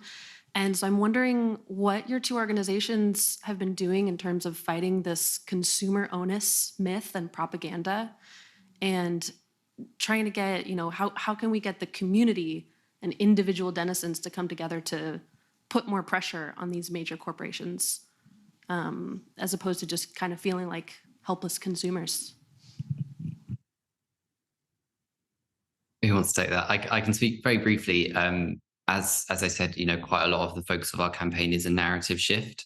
If you can change the narrative at a wider level as to what we expect from the fashion industry, how we expect our clothes to be made, what are the systems for us to deal with it at the end of life, what fuels, what sort of energy sources are in the supply chains, then people have an expectation that that is what this future system will look like. And when it doesn't look like that, there's a huge amount of cognitive dissonance, and that's when people start to demand better. There's a huge amount of change coming down the pipeline for the fashion industry at the moment, and there's a huge amount of opportunities within that to kind of create a better system, but also potentially a worse system. It's a massive election year next year, US, EU, UK, it's all going to change. And yeah, I think trying to stay optimistic with that and being, to your point about, putting the blame on the consumer, which I 100% agree with. I think that's just such an easy excuse.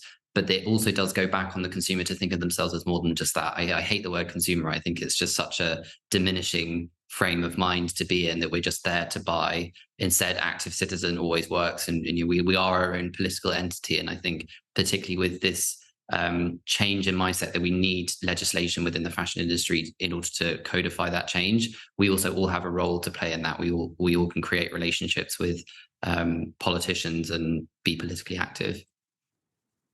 Yeah, I would definitely echo that point about the fact that, yes, it is not our responsibility, but is our right to demand better. And I think so what Stand.Earth does is that we're a campaigning organization. We mostly do corporate campaigns where we push corporations on a whole variety of issues to, be better, do better, move faster and further. And so what we do, we have been campaigning specifically on Lululemon for the last 2 years, where we've been pushing them to set a renewable energy target for their supply chain, and because Lululemon is a company which has, outwardly a very positive marketing exercise where they present this idea of kind of wellness and benefit to community and to the planet, and which we believe that they are really not following through on. And so the reason I think this connects is because, we are trying to build a constituency of people who care about this issue, who can be the ones to help put pressure on the brand to make a change and to commit to that change and follow through with it and hold them accountable to it. So that's our message, really, is that people can be part of this campaign by taking action. And your personal choices are your own. I think we'll take one last question from Ayesha.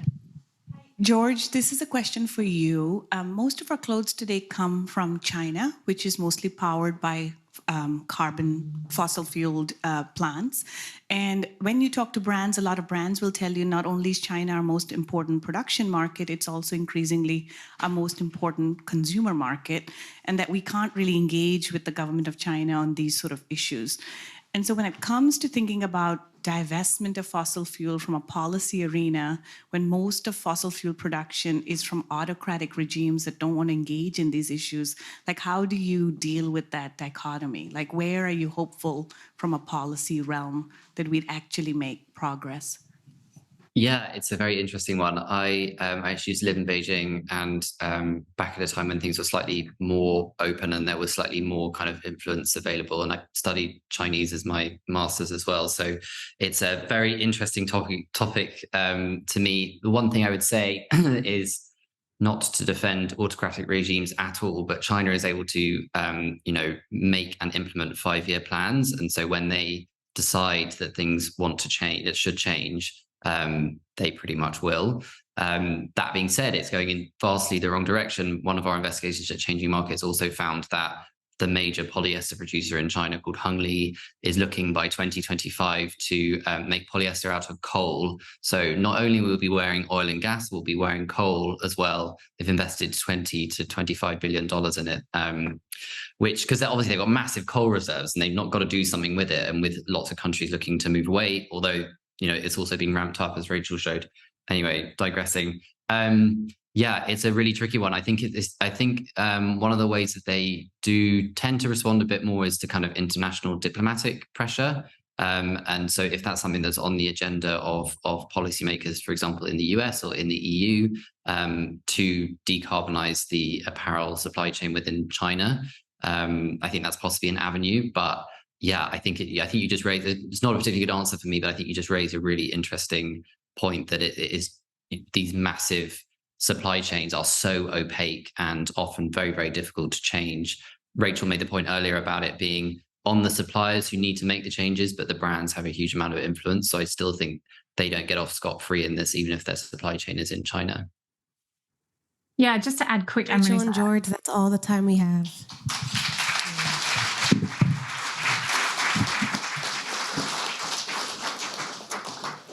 Yeah, thank you so much, Rachel and George and Ayesha, Teju.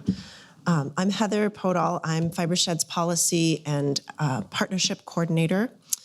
I'm so grateful to be here with all of you in the room today and all of you joining us from around the world. Moving into our next topic on the agenda. As we've been hearing this morning, our current textile and fashion industry operates with massive, excessive production volumes and increasingly harmful materials. Driven by cheap and abundant fossil fuel-derived fibers, this globalized industry is operating at a pace that cannot uphold well-being for human communities or for ecosystems. The industry itself projects that by 2030, global polyester production will have quadrupled in only 3 decades. This has catalyzed a culture of disposability, vast amounts of plastic waste, and a problem of microplastic pollution that we are just beginning to understand the scope of. And as we've heard from several of our speakers, voluntary measures by corporations have proven insufficient to change this model. We need regulatory and policy change to shift the playing field, to hold the industry accountable, and to incentivize practices rooted in creating real value for all of the people and the communities involved, rooted in honoring and respecting ecological boundaries. So how can we use policy levers to effectively begin shifting production frameworks and material preferences in the textile industry?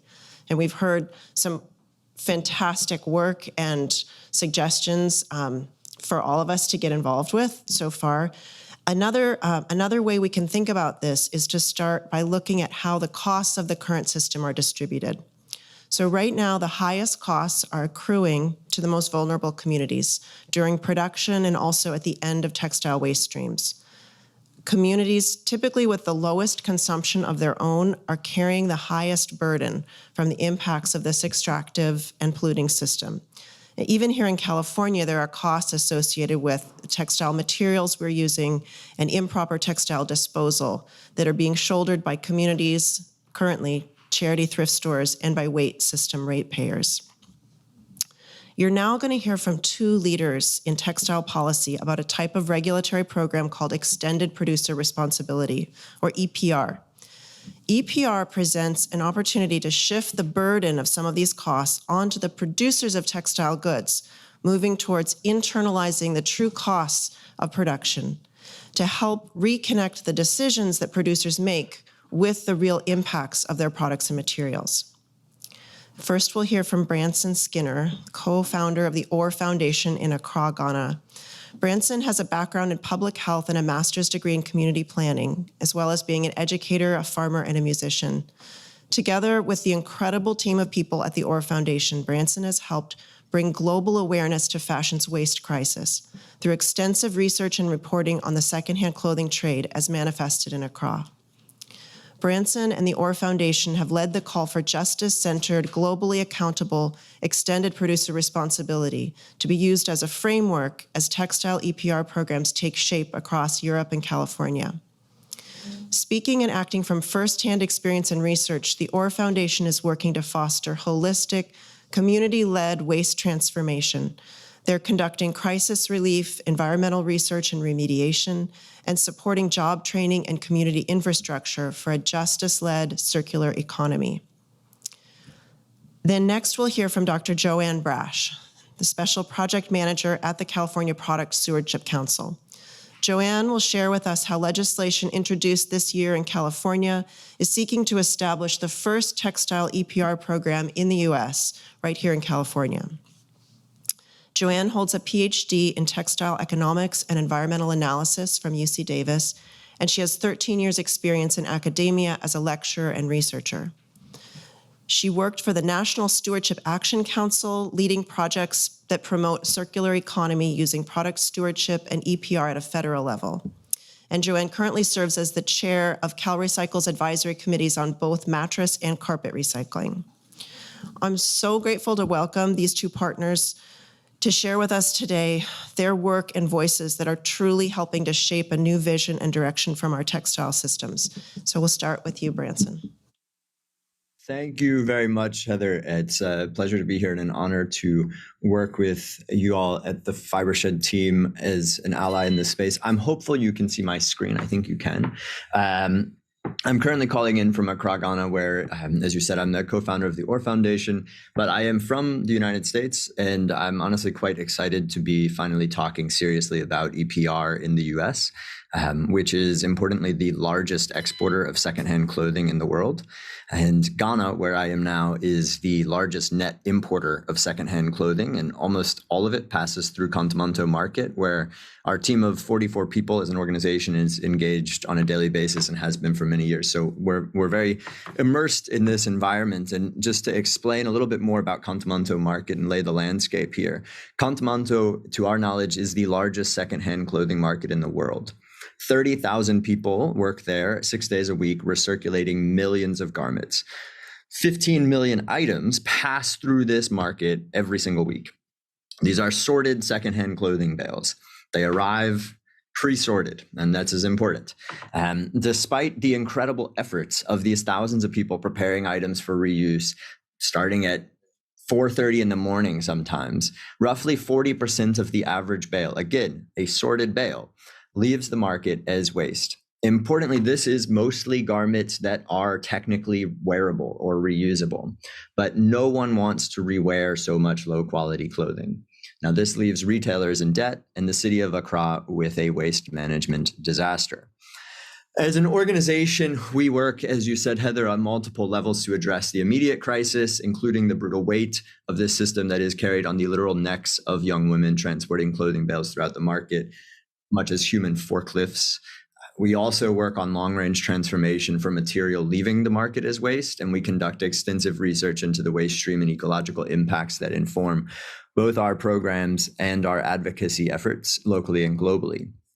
For years, we've been calling for globally accountable EPR, and last year we launched a campaign called Stop Waste Colonialism, which is intended to align forthcoming EPR policy with the reality of the global reuse economy. Now, this is based on the important fact that Contamonto Market and markets like it around the world are doing the work of circularity that we all hope to see. So these markets must receive support for their work through these EPR programs.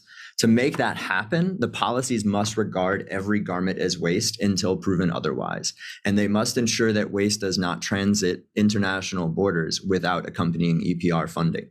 So we see those principles being applied into a three-pronged policy framework, calling to internalize the cost of waste management, creating a large enough program scope to actually ensure that all of the members of the reverse supply chain are included in the funding made available through EPR, wherever that work is performed, be it in California, Honduras, Toronto, or here in Ghana. And finally, we believe that EPR as a waste management program is a crucial mechanism to address the elephant in the room, or as we say at the OR Foundation, the zombie in the room of overproduction, which is the root cause of the waste crisis, as you've said. It is critical to understand that fashion waste is not caused by a lack of recycling. It is caused by overproduction. And again, as you heard me say, the material coming here is sorted. It's almost entirely rewearable. It's shirts. You can put them on, you can wear them. The quality may vary, but it's really critical when you understand this to embrace the fact that we can't just sort waste out. It's not, this is a pile of waste and this isn't a pile of waste. That's what Contamonto tries to do, but there's too much stuff. So bales of reusable clothing arrive in Contamonto, sorted by the product type.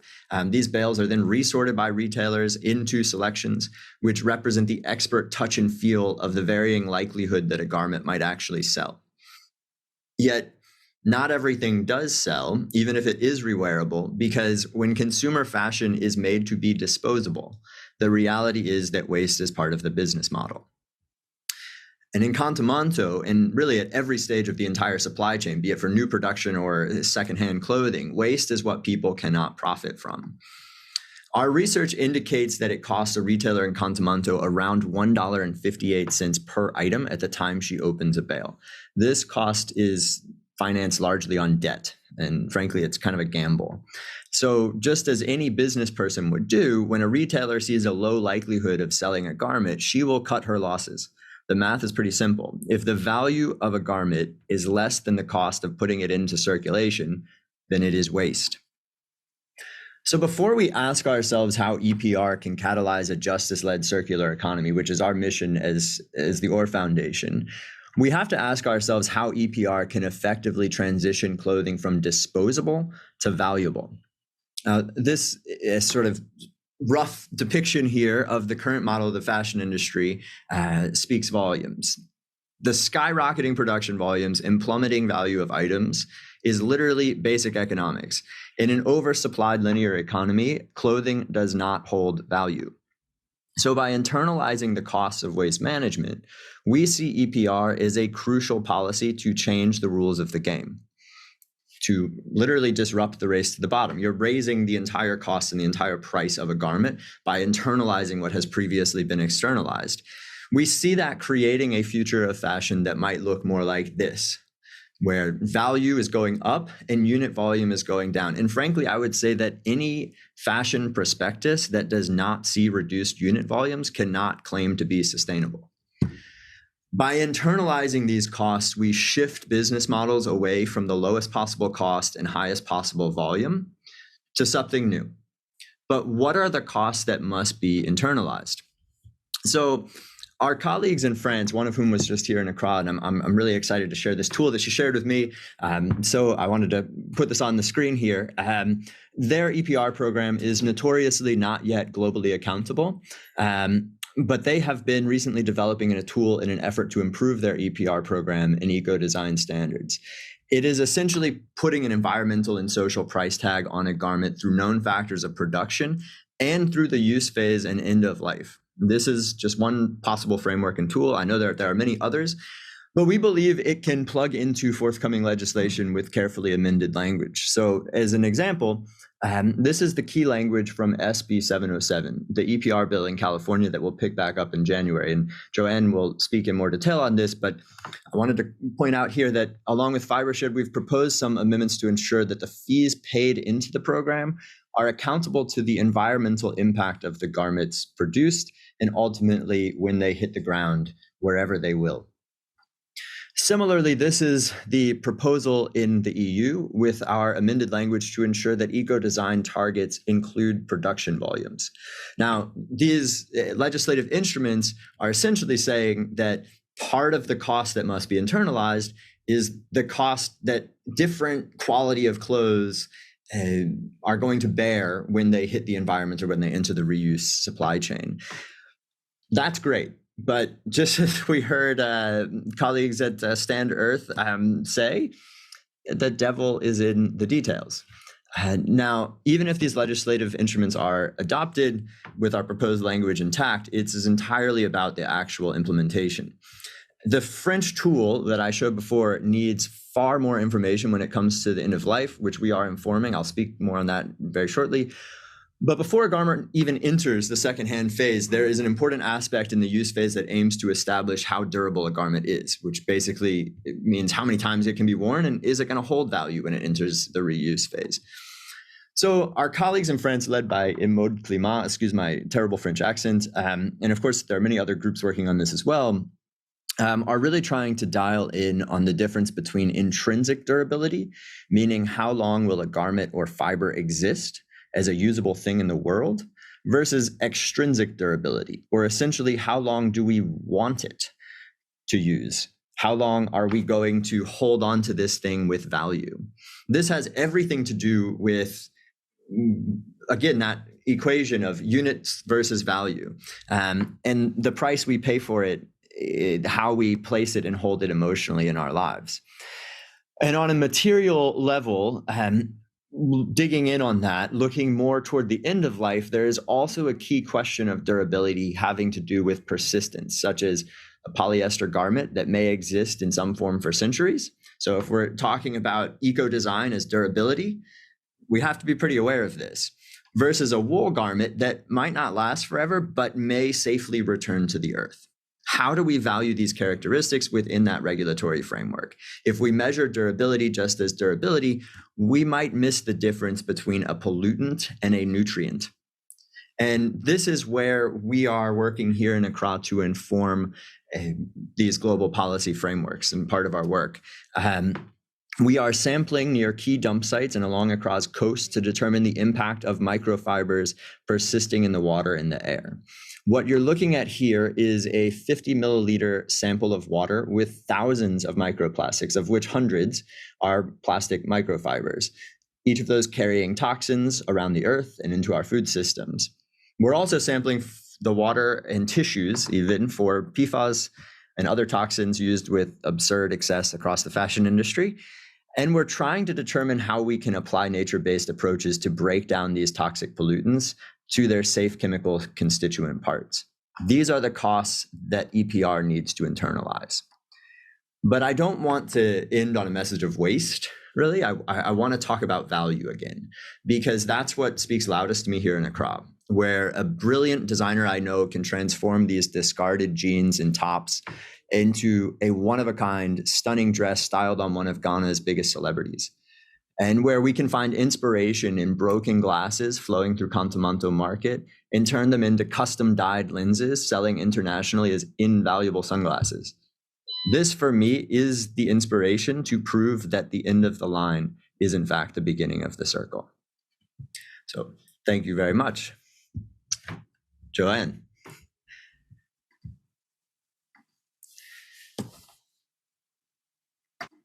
Thank you, everyone, so much. And thank you, Branson, for making my life easier by walking everyone through what is EPR and how it actually functions. So my name is Joanne Brasch. I work for the California Product Stewardship Council. And just for the record and transparency, we are the sponsors of SB 707. We're a nonprofit based out of Sacramento. My board and primarily our funders and network are cities and counties waste authorities. As I show you our board and our funders, you might see your hometown if you're from California.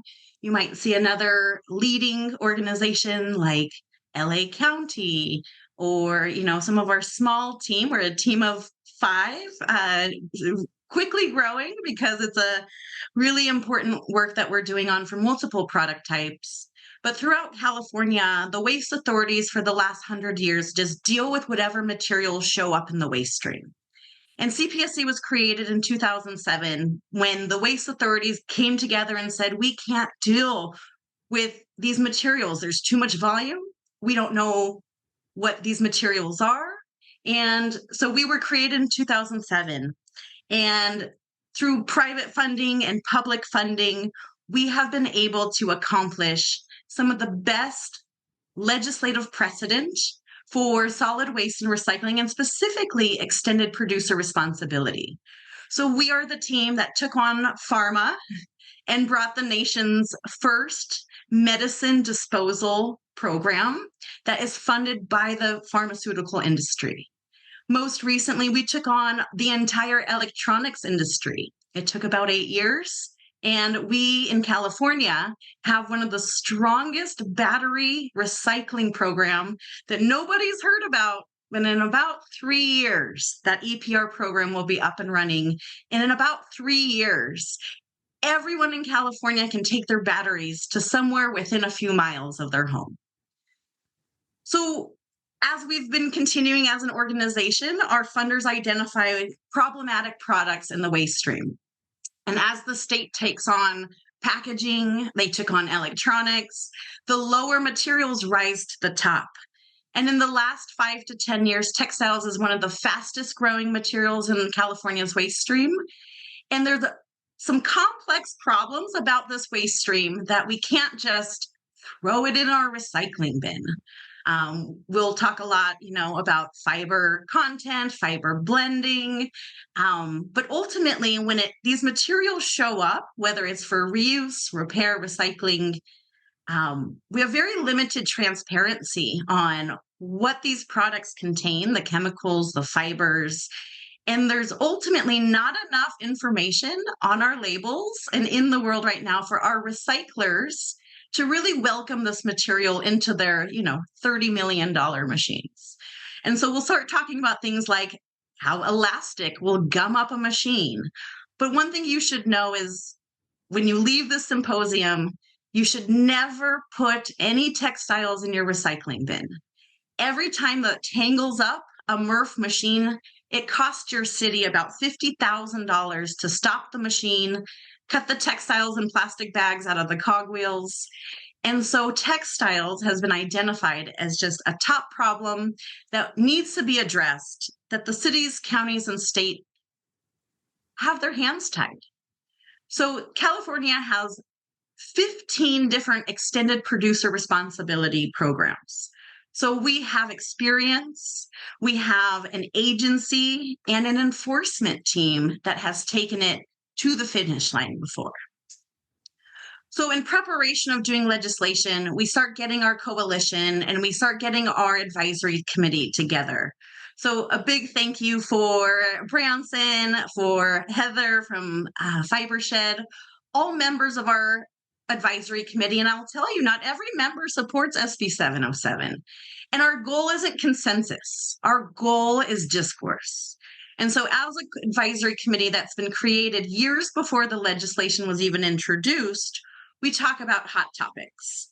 And while I'm on the slide, I also want to give a shout out to George from Changing Markets, because one of the things people might not know is Changing Markets was instrumental in passing California's carpet legislation, where we set the first national precedent for eco-modulated fees.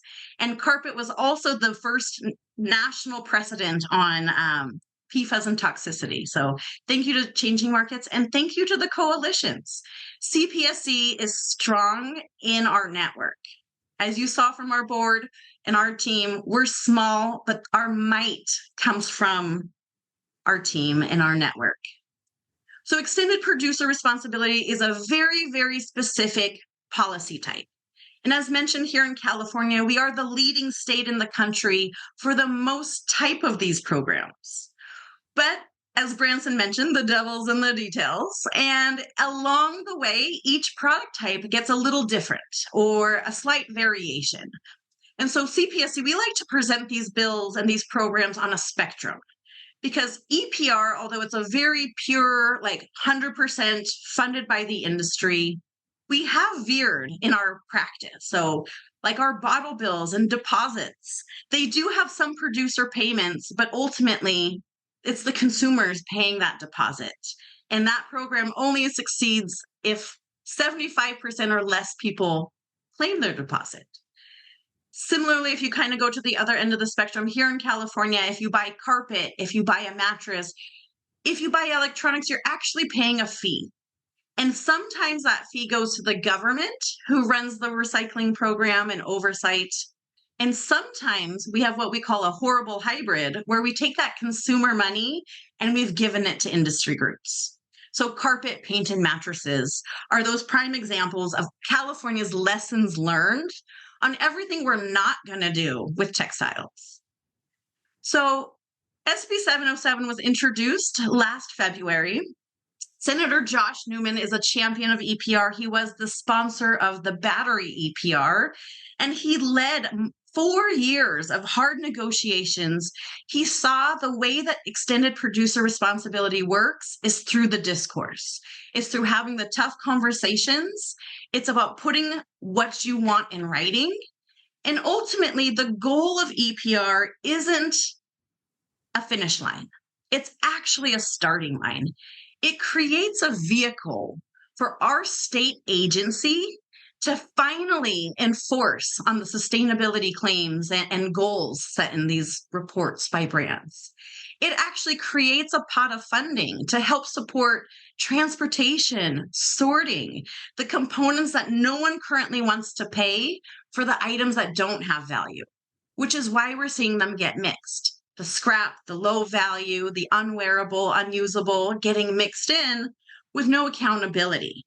So by changing the economics, by changing the value of these materials, by basically charging a fee. And another thing I want everyone to walk away with understanding is the difference between a tax and a fee. EPR is not a tax, and don't let the industry tell you it is. It's a fee. And the difference between a tax and a fee is a payment for a service. So EPR is basically the brands prepaying that recycling fee on behalf of our consumers or our residents and our people. So there's a lot of greenwashing even on what that money is doing, but ultimately it creates a pot of fund that doesn't go to the government but has oversight. And that money is actually used to address the externalized costs in the current business models. So 707 addresses waste colonialism in a couple of ways. I've been really honored to work with Branson for quite a few months. And this is actually our first public appearance together on this topic. So thank you, Fibershed, for giving us this platform. But ultimately, the internalized cost is one of the biggest mechanisms to address overproduction, to actually get funding into our recycling systems and our repair systems. And ultimately, it drives global accountability because it puts definitions, it creates performance standards, and ultimately enforcement. As soon as SB 707 is passed and the regulations are adopted, CalRecycle officially has authority to regulate on brands putting these materials on our market. Our agencies can't act unless the legislature tells them to. So these bills and these legislation are so important because until then, our EPA and our CalRecycle cannot do anything on textiles. The other thing is transparency. I think this is something that here in California we take for granted, but ultimately part of our process is to create annual reports, advisory committees, and the public process for reviewing. And finally, just to kind of, I know there's a lot of text and we're running out of time, but ultimately there's a few things within SB 707 that are really driving green design. One is the eco-modulated fees that are driving a differential system where some fees are higher for the products that have, a bigger burden on the system, and a lower or zero fee for the products that have a lower burden on the system. For example, secondhand clothes have zero fee. There are also mechanisms within the plan, like the language that Branson showed is coming actually from the plan. Every 5 years, the industry has to write a plan, and that plan is publicly reviewed and approved by our agency. And there's 3 provisions within the plan description in SB 707 that really drive microplastic filtration. I saw that. I see that suggestion. That's a good one. How to create collaborative strategies on some of the more complex problems. And ultimately, how to ensure the processing, whether it's repair, recycling, or landfilling. Some stuff's really nasty, it might need to go to the landfill. How we can ultimately ensure that the program will minimize negative environmental impacts with all associated operations. So I want to encourage everyone to get involved. As George mentioned, it's an election year, and so one donation to the governor can seriously, or anyone really up for election, we can't compete with that. We're going against big money, big oil, and big change. So there's a lot of ways to get involved. You can endorse 707. You can join our listserv. We also have opened our advisory committee to anyone for observers. And at the end of the day, I'm here to answer questions. And I'm here as an organization. Your cities, your counties are here to hear from you. So I encourage you, if not anything, to call your state legislators today and let them know that SB 707 is very important for the things that you care about. So thank you so much. I wish I had more time, but there are more resources on the internet, and I'm happy to put them in the chat and share them with Fibershed. Thank you so much, Joanne and Branson, both. We have time for just a few questions from the audience and chat. So Mike will bring the microphone around. Oh, yeah. Ken, can you put that slide back? Oh, that's Joanne's slide. We will send out, Joanne, if you want to share your contact information slide again.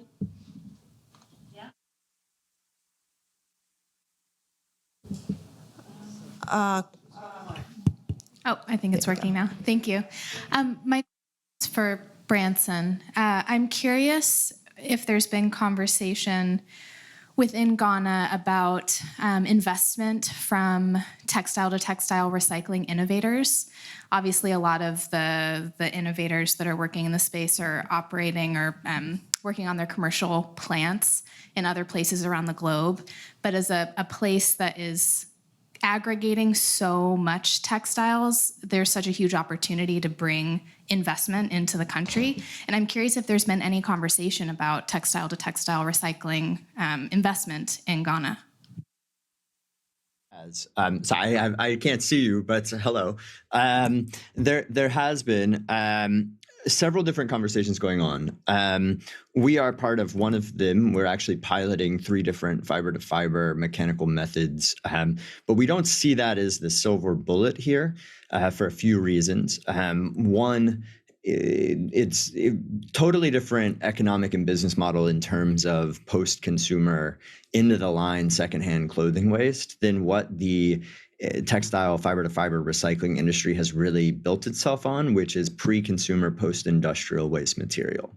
And so that's it's a game changer in terms of, particularly with mechanical, the quality, but even with chemical-based recycling techniques, it's also a significant challenge in terms of the cleanliness and the sorting necessary to feed that. And the chemical techniques are, of course, essentially prohibitively expensive at this point. So it doesn't fit in a model that doesn't sort of replicate the same overproduction that exists. And that's something that we're not really particularly keen on seeing. So while there's definitely maybe 2 or 3 different conversations going on, we're really trying to orient around how can this fit within a domestic model of circularity.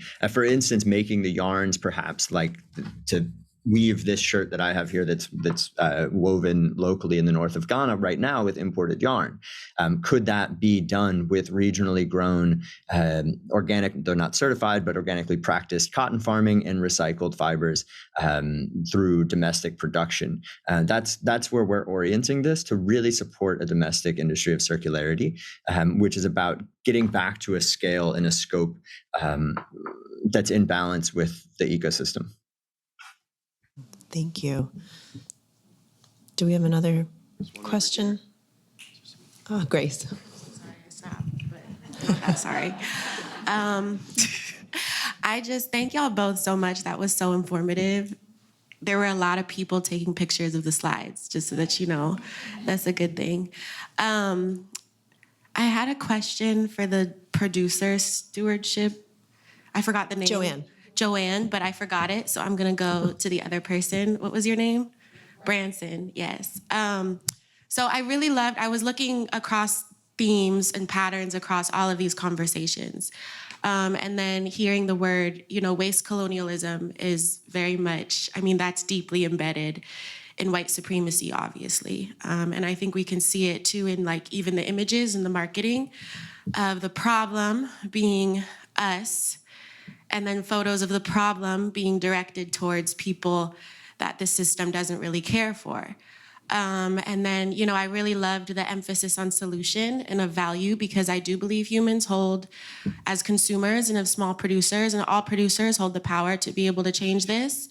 And curious to see and to know what are the energy and emphasis around empowering the agency for the folks that are there. For example, I think some woman mentioned entrepreneur opportunities and other types of job skill opportunities, so that people in these countries where their waste is being dropped on them can actually have the agency. I'm seeing a lot more solutions coming from white bodies than coming from the folks that are actually receiving this burden.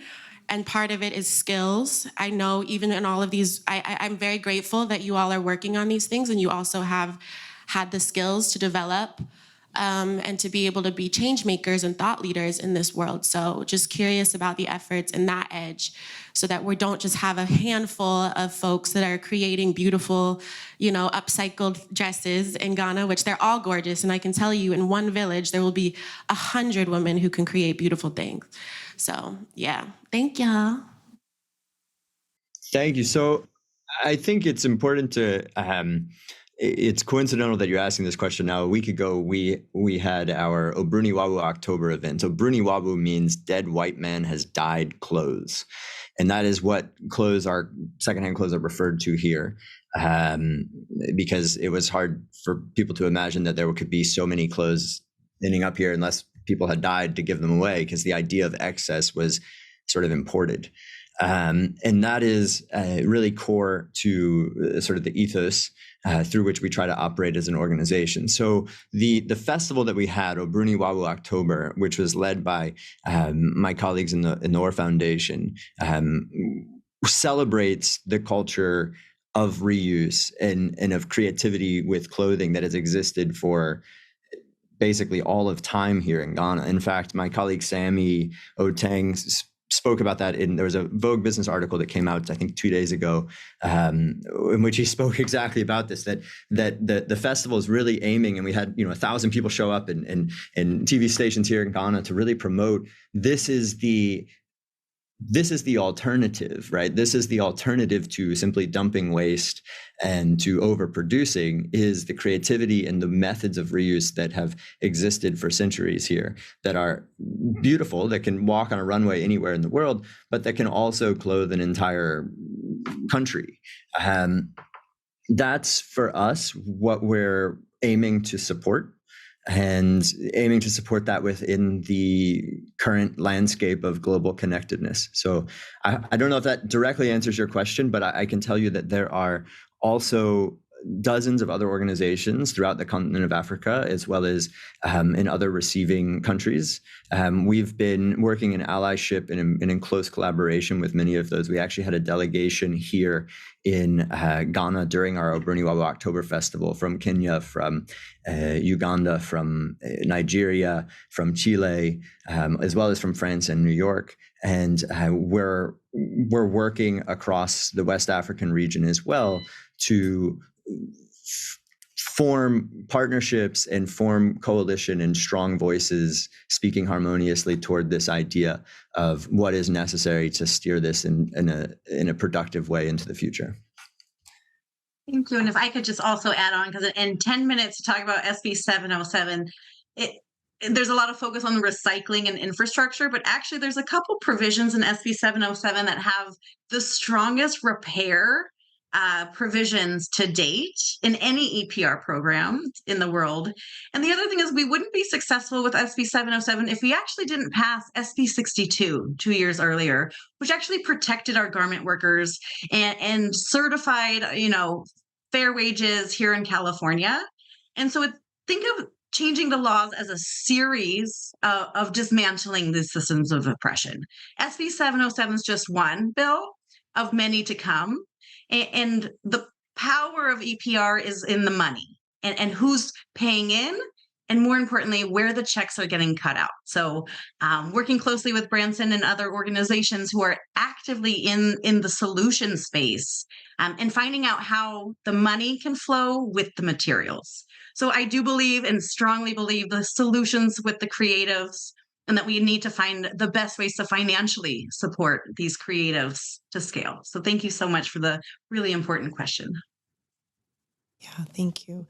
Okay, we're almost out of time. I'm going to take one question from the chat, but we need to keep the answer brief because we really need to give the room a break. All right, we have a question from Sarah, who's asking about the opportunity of using AI and robotics to be sorting material before it goes to a landfill, and organizations that are working on that. Okay, brief answer. Working on it, we have a couple pilots and a couple tech coming out of the Bay Area, Refibered. There's a couple down Tomra. They're going to put some high capacity, but you can collect and sort all day. But if there's no processors and markets, it's just going to accumulate. So I'll stop there and let Branson add. The thing that I would add is that in terms of sorting by fiber type, I think the question is around what material has waste management pathways and is valuable, again, in reuse markets. Sorting by fiber type, though, which can be done obviously through MIR, which is essentially like laser sorting technology, which exists. is very different than sorting by quality. It's very different than sorting by wearability. And so it does not preclude the necessity of also doing that. And it doesn't remove the step that goes on here. Contamanto is a sorting facility, actually. And that's the selection process. That's what's necessary to find a home for the 60% of clothes here that are sold, which is actually a pretty remarkable sell-through rate. Thank you both so much. Thank you everyone for your questions. I encourage you to follow the OR Foundation and CPSC's work. We're going to take a 12-minute break. We're going to start again promptly at 11:35 to stay on schedule, but please get up and stretch for a few minutes. We have some slides to show again for anyone in the room and online. Thank you. Hi, I'm Clover, and this is Lily. We're Jacob's sheep. We live with goats. I identify as a goat. This is my goat sister, Hazel. She's taught me everything I know. Anyway, Jacob, our small spotted sheep, mostly covered in black and white wool. It's called piebald. Isn't that awful? I'm actually lilac. I have brown, gray spots. Clover's just black and white. We all have multiple horns. That make us look vicious and a bit punk rock. So awesome. Lily! What? We and our cousins at Black Mountain Ranch all came from Meridian Jacobs Farm. We have medium-grade wool with high luster that is beautiful to spin and weave. The white and the black wool, which may fade to a light brown, can be blended to various shades of gray or separated and used as distinct colors. But man, is that a lot of work to separate all the colors. Jeez. Well, Robin from Meridian Jacobs is here at the Symposium Learning Activities Showcase today. You can go find her in person or online at meridianjacobs.com. You can find more locally made fiber goods online at fibershed.org/producer and worldwide at fibershed.org/affiliate. Thanks. Bye. Bye.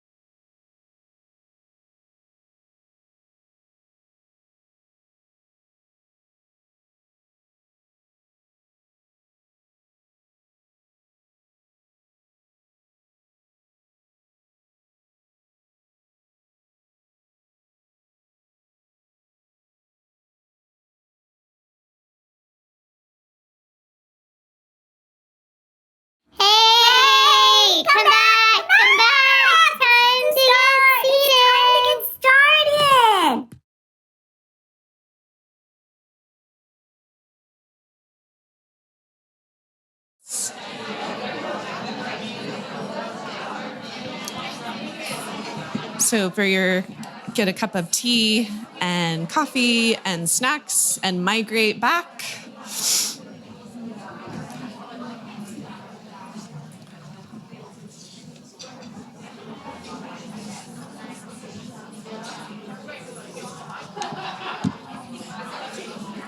All right. Thank you, everyone, for making the timing work for us. All right, everybody. I'm just gonna begin, and those who are still finding their seats, thank you for doing so.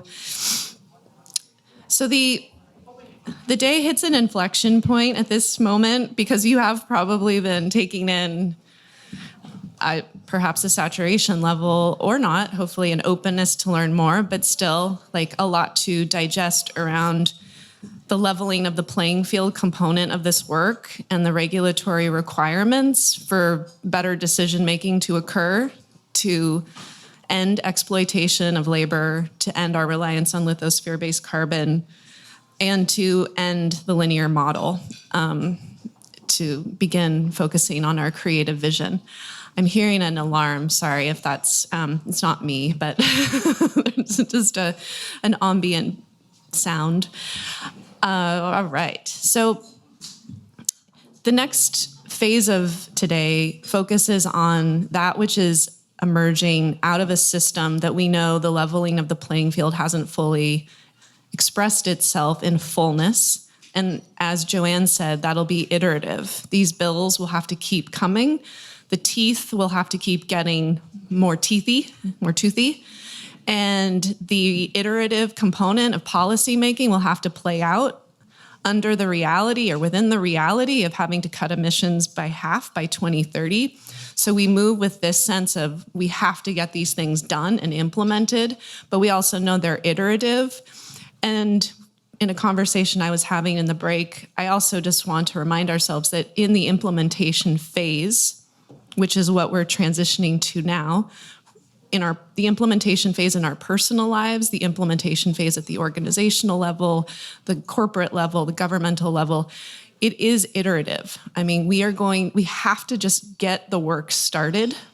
We don't have any more time to just set goals and then move goalposts. Those were the whispered conversations in the corner. Nice goal. What are you doing about it? And so we're going to make mistakes as we try to do this work. We're going to hit hard spots. We're going to have tough conversations. We're going to have to keep revisiting subject matter over and over and over again and redoing our structures. And that's just the nature of implementation. So I set that up to say the people that are going to present now are very courageous people.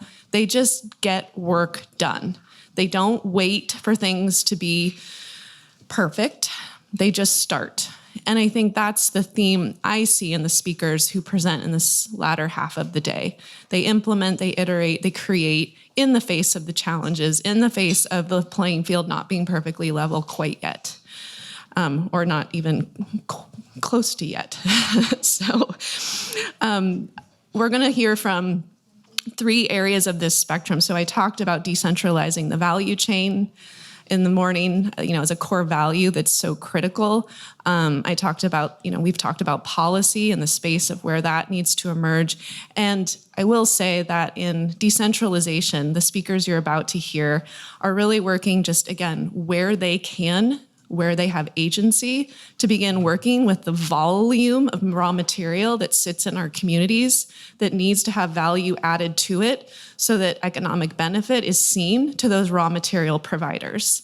One thing Branson, I'm train of thought for a moment here on Branson.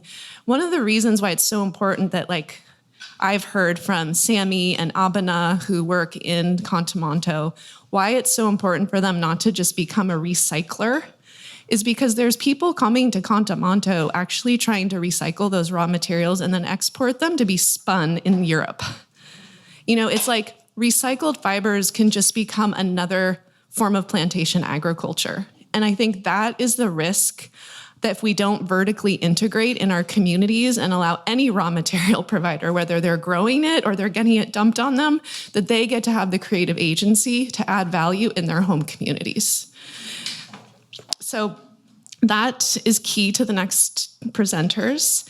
The other form of work that you'll see elucidated today is that the federal government, in its iterative process to take effect or to take its climate goals seriously, issued $3 billion through the USDA to enroll teams of people to figure out how we're going to build healthy soils at a national scale and build markets to incentivize that. You'll hear from the team that's working on that. And I just want to say, I know there's a lot of critique of that program, but it is not just Tyson Chicken and all the big players who receive those dollars. There are many small and emergent NGOs who are included in that funding allocation, and you'll hear from them today. So know that the federal government is multifaceted and the stories are more nuanced than might be what you hear on Instagram, as always. And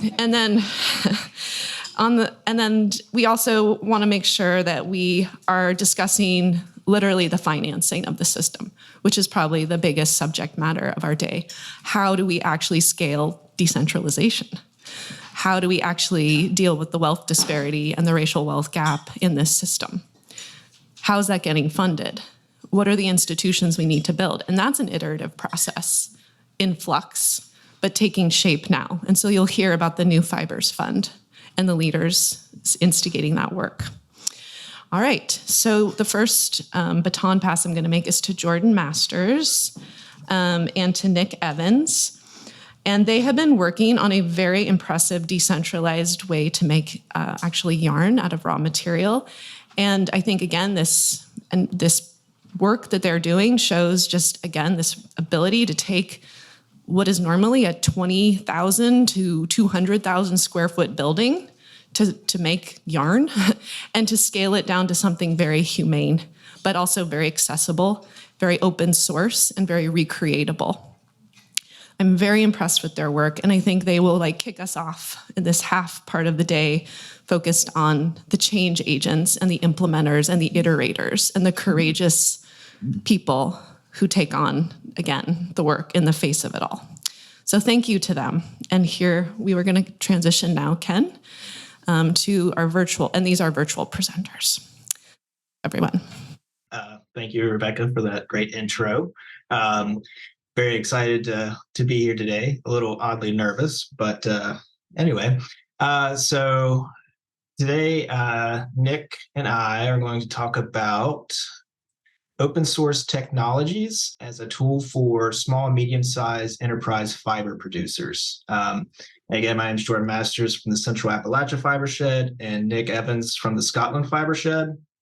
And we wanted to talk about this presentation together because this whole collaborative project we've been working on together for about almost 2 years now. We started collaborating on it mostly because we were both faced with the same issues in our fiber sheds. There was no big mills nearby. We both have farmers in our fiber shed area who are eager to grow diverse crops. And most importantly, we want those farmers to make as much money as possible. And, the big thing about what we're working on is localizing and creating more of a sustainable network of systems. So the sustainability, with creating these open source tools, we're creating shorter supply chains, creates more environmentally conscious fiber production and fiber processing. We want to see more economic development by keeping the production within the community, and also the potential for specialized regional products that could come out of having, a decent or a centralized fiber processing system. So when we talk about the technologies for textile manufacturing and fiber processing, the overall technology has not really changed that much in 100 and some years. The big technology that's changed is the power and the systems that run these machines. So in the early days, most of these machines were ran by water. Then when electricity came into play, we started running these machines by electricity. And today with technology, we're able to create these same machines that would take up, an entire building, and we're able to take up the square foot or the footprint the size of a table. And we're able to do this through a lot of what's called open source technologies. These are technologies whose software and source code can be inspected, modified, enhanced by anyone. And open source technology is typically free and or copyleft, meaning that it can never actually be monetized. So some of the open source technologies that we've been working with at Central Appalachian Fibershed, we've been working on wool processing, and then we've been collaborating with the Acadiana Fibershed to accommodate their beautiful Acadiana brown cotton. So where it started, we got a Fibershed micro grant to build out a studio high-low spinning machine. We spent about 1.5 years working on this machine to get it to the level to where it could spin quality and efficient yarn. So the spinning machine's there, and then the sample of some of the yarn we've been able to spin is there as well. So we're all about trying to make sure that the quality of the yarn is super efficient. To make sure that we could spin a super consistent yarn, we had to end up developing a tabletop carding machine. So the video is playing here is that carding machine running, and what it can do is take in a certain amount of fiber and pump out a continuous band of roving that can then be used in the spinning machine and get more even and consistent spinning. Right. So while Jordan focused on wool and cotton in Scotland, where we can grow flax. Flax grows natively in Scotland, and it would fit very well into an arable crop rotation. But unfortunately, and this is, I think, a story we're hearing more often, there is no more processing infrastructure. There used to be, but there just isn't anymore. So what we want to do is enable end-to-end, so under one roof, flax to linen processing. So that's what vertical integration is all about. And we want to enable community cooperatives to become their own textile producers without requiring these massive upfront investments, without having to buy, millions of pounds or dollars worth of machinery, which they can't afford and only work if you have a massive industry present. So by creating this small scale open source machinery, we want to enable these small cooperatives to have, in one place. All right, well, I think Nick might have froze up there, so I think I could pick up where he left off a little bit. Again, this is the Scotland Fibershed, not the Appalachian Fibershed, so I'll try to make do here. So what they're working on is an open source breaking machine. So this will break the flax open. They're also working on automated and open source scutching and heckling machines. And then they have been working on drafting machines and rover flying machines, as well as ring spinning. So one of the things you'll notice is that a lot of the hardware between these two, or between the Fibershed in Scotland and the Central Appalachian Fibershed we're working on, a lot of the hardware all looks very similar. And that's because we wanted to create a very modular system. We wanted to be able to, rip apart the machines to be able to handle cotton, and then quickly transition them to be able to handle wool and flax. So with our future plans, we want to continue with the modularity section, creating this infrastructure of components for fiber processing. At the Central Appalachian Fibershed, we've developed the spinning machine, the carding machine. We're still working on developing drawing machines, as well as converting all the machines to be able to handle other fibers, including cotton. We want to make sure that the quality and speed of the improved machinery is able to achieve commercial viability. We think that that's super key if we want this to actually succeed. The yarn that we create out of this textile machinery can't just be any yarn. It has to be, up to standards with the rest of what's being produced around the world. And then most importantly is creating documentation for a community, creating online resources for how to use the machinery and become a fiber producer. It's one thing to be able to make the machines, but if we don't have the technology and the resources available for the farmers and for the people who want to do this milling, it's never going to take off. Again, you can get in contact with me. There's my email. I'll put this on the chat as well. Nick's email in in Scotland. And we do have a Discord channel, and we would love for anybody to just kind of drop in and keep an eye on what we're doing. And I'm going to pass it over to Anna now. Thanks so much, Jordan. Thanks for having me. I'm super happy to be here. I'm joining today from Eastern Manitoba in Canada, Treaty 1 territory, the traditional lands of the Anishinaabe, Cree, Oji Cree, Dakota, and Dene people, and the homeland of the Métis Nation. I am co-director of the Pembina Fibershed up here in central Canada, and I also have a sheep farm and a wool processing mill. So I want to just share a little bit today about the infrastructure and labor piece and some of what I have discovered in the last 5 years. So my spouse and I started a small mill in 2018 as a response to the total lack of processing equipment in our region and the inevitable result that many sheep producers are just discarding their entire wool clip. We had no training or experience in fiber manufacturing before 2018. In fact, we'd only been farming for about 3 years as well. So it was a long and steep learning curve for the first 2 years that our mill was running. We couldn't find any training support for the numerous challenges we came up against, and it became evident that one of the biggest barriers to increase manufacturing is actually just the lack of accessible training and apprenticeship. We were really fortunate to find 2 mill owners, both in the US, who were generous with their advice and encouragement. And to be honest, that was key to our eventual success. It was very discouraging and felt really siloed before, where we just had no one we could talk to about the daily challenges we came up against. And so this really shaped how we wanted to move forward in our own business within our fiber shed in our region. So 5 years later, we decided that one of the biggest impacts that our mill could have in the fiber processing community in Canada would be to create a place to share that knowledge and expertise to assist new mills in those very challenging startup months.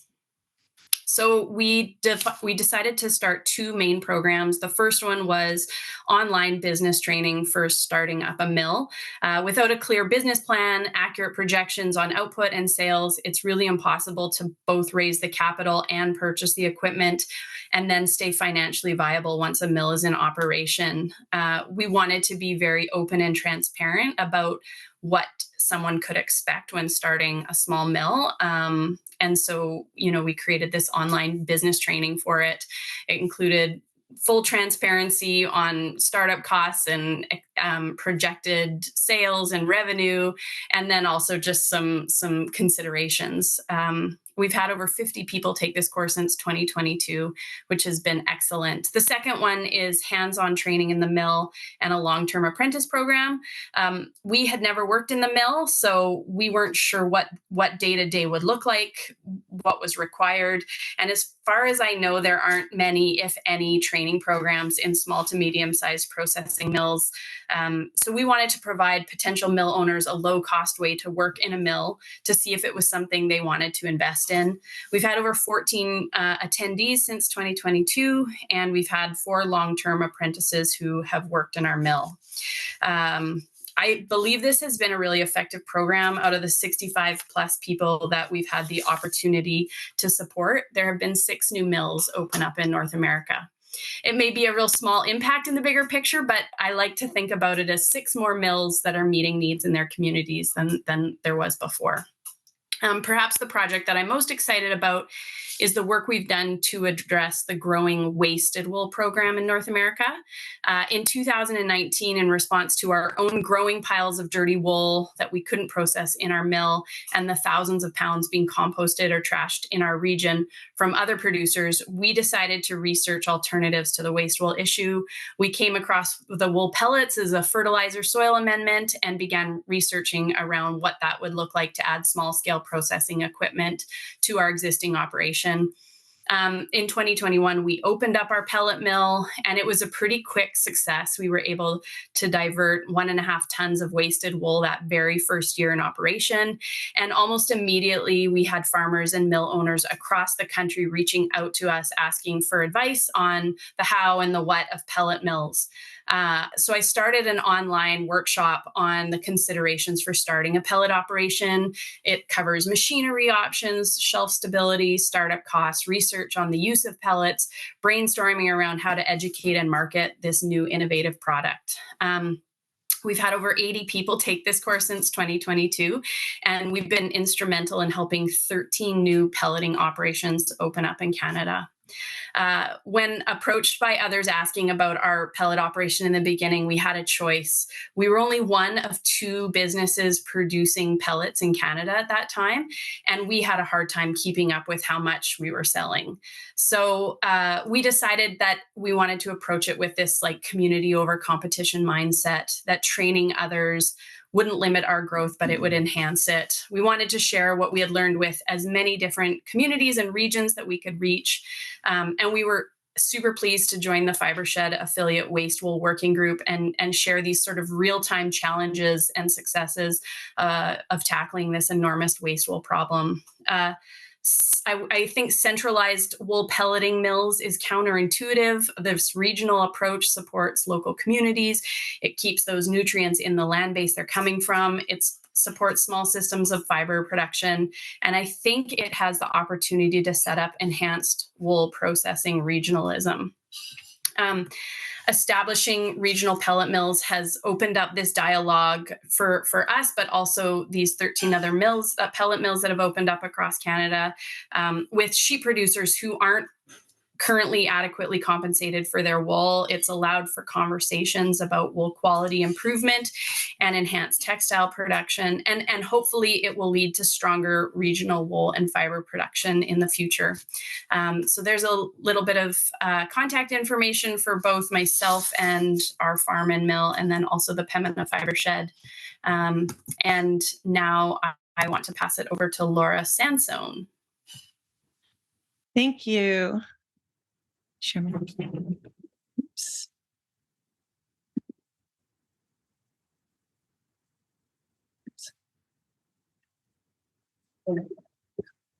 Okay, hello everyone. I'm Laura Sansone. I'm thrilled to be presenting in the lightning rounds. I'm a Fibershed affiliate since 2017. I'm part of the New York Fibershed affiliation. I'm also a textile designer, and I run a design and consulting company called New York Textile Lab.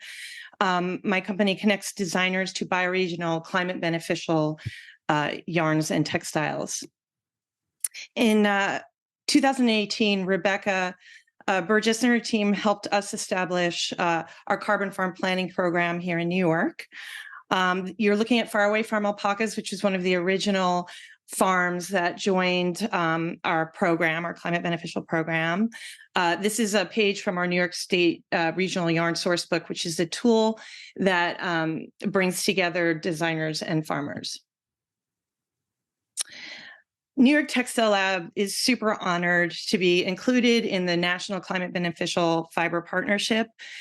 We received USDA funding last year along with 5 partners to expand climate smart fiber production on 100 farms and ranches spread across 2 million acres. The National Center for Appropriate Technology, NCAT, is our lead. We have 5 project partners, the Carbon Cycle Institute, Colorado State University, Fibershed, Seed to Shirt, and of course, New York Textile Lab. $18 million will be invested directly with wool and cotton producers in 9 states across the country. So it's really exciting, and you're going to get to hear in a few minutes from NCAT and Seed to Shirt as well. So a little more about our region and New York Textile Lab and our carbon farm network. The Hudson Valley is where I live and operate. It's the original land of the Lenape, Munsee, Mohican, and Wappinger Confederacy people. The watershed, the Hudson Valley is the watershed that serves the water to the 9 million people in New York City. The Hudson River was formed 20,000 years ago by a glacier that melted to form the river. It's been for centuries, an economic artery for trade and manufacturing. And in fact, a lot of textile manufacturing happened along the banks of the Hudson River. And of course, everything was outsourced in the past few decades. The state of New York is home to mainly small family farms that grow specialty crops. We have a lot of apple growing, grape growing in our region, vegetables, and of course we have fiber and wool, which is where my intersection happens. We bring our fiber to market through the Carbon Farm Network, which is a purchasing cooperative. We're aggregating the fiber from multiple farms, multiple wool and alpaca farms, to meet volume to get our yarn processed. I'm really interested in shifting how we scale our production models and how we grow things. We're looking at growing things in a distributed manner, and growing things as in a human scale. And in cooperative models as well. Those are all very important parts of the work that I do. We make yarn made out of the bioregional yarn that we can find here, the bioregional fibers, which are come from Romney wool. We don't have a lot of fine wool here growing in our region because it's very wet in the Hudson Valley. So we use the fiber that we have, which is essentially long wool, which is a little bit coarser. So we blend it with alpaca. That's where we get the colors for our yarn. And we make machine grade yarn, basically. So our Carbon Farm Network is a group of small brands and independent designers. We make yarn together to meet MOQs, or minimum order quantities. Our cooperative is set up so membership fees put money back into funding carbon farm plans. The way it works is the designers who make more yarn pay more into the network. So it's really about internalizing the cost of extracting from our environment, which is really the opposite way that our economic system works. Our economic system works through externalizing the cost through efficiencies of scale, which often externalizes the cost. So this is looking at how we can internalize it, looking at slow growth methods. We're working within the capacities of our region. We're not overtaxing our region, and we're distributing the risk and the economic burden of production by working together cooperatively. So this is just another picture of some of the beautiful products that we make in our region. And this is how you can get in touch with New York Textile Lab, the Carbon Farm Network. And thank you. And I'm going to pass the mic over to Linda Poole from the Upper Great Plains, our amazing teammate in the National Climate Beneficial Partnership. Thank you, Laura. I am so excited to be here with you all today and honored. I'm Linda Poole. I'm from Montana, the ancestral and current home of the Assiniboine, Blackfeet, Crow, and Métis nations. There's a long history of being a fibershed up here. And so I'm happy to share with you a little bit about how we're approaching this project. As we've already heard, we've got this wonderful group of people across the U.S. working on this project. The National Center for Appropriate Technology has been working on local, practical, sustainable solutions across the U.S. since 1976. We're based in the idea of small is beautiful.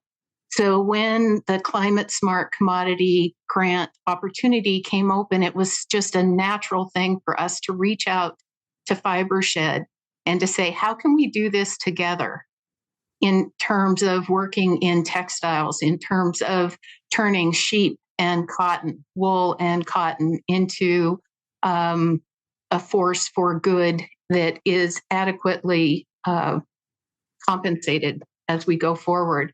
So Laura has already painted the big picture of what it is that we aim to do.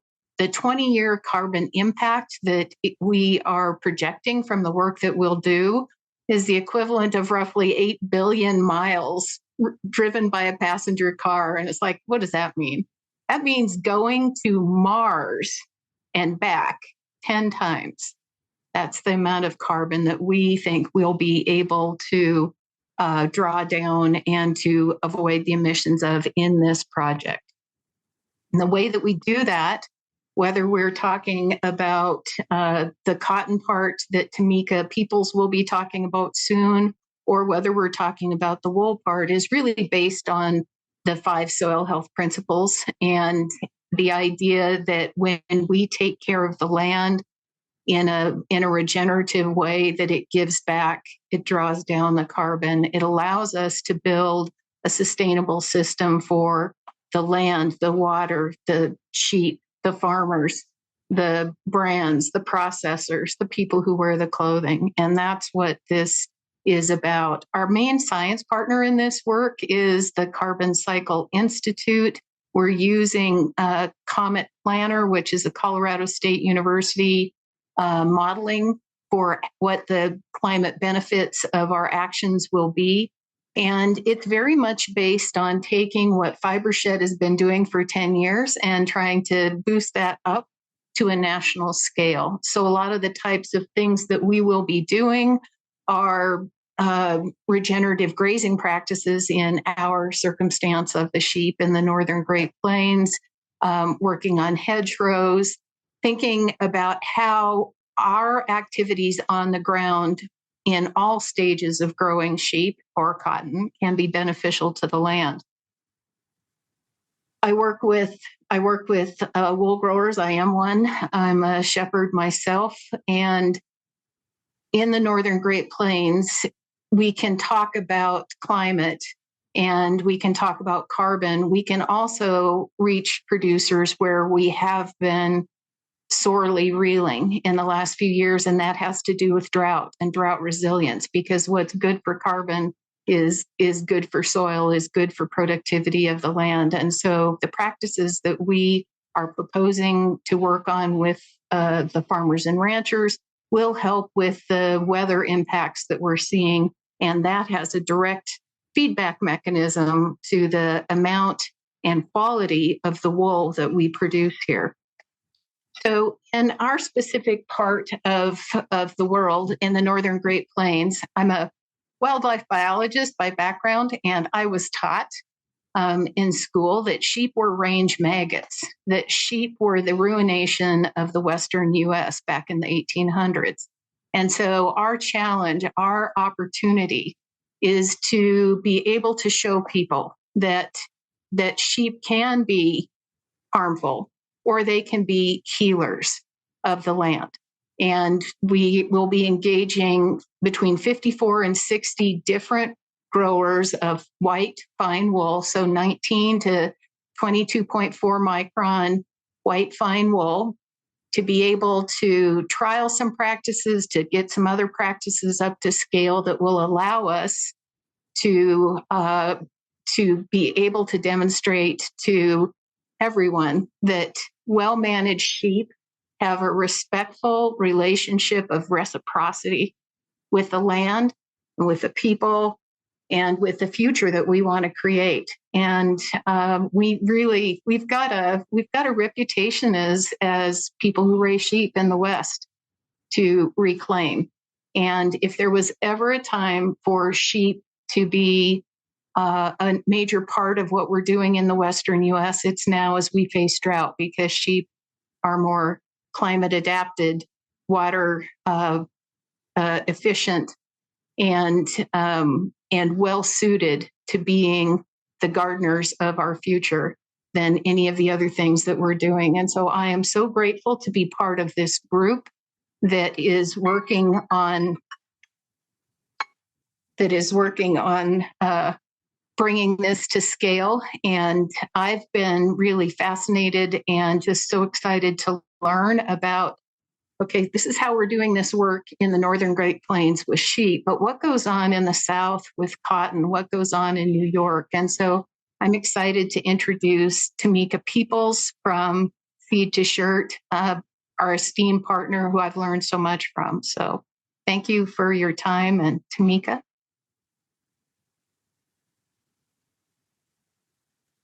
Thank you so much, Linda, and just a great honor and pleasure to be here with you guys today. For those who don't know me, I am Tameka Peoples. I'm founder and CEO of Feed to Shirt, and I just want to take time out to say thank you, Fibershed, for all the work you do in this space and for bringing together such beautiful partners in this symposium, in this learning opportunity for all of us to understand the things that will happen and can happen when we work together. So I'm going to go ahead and get started with my presentation. One moment.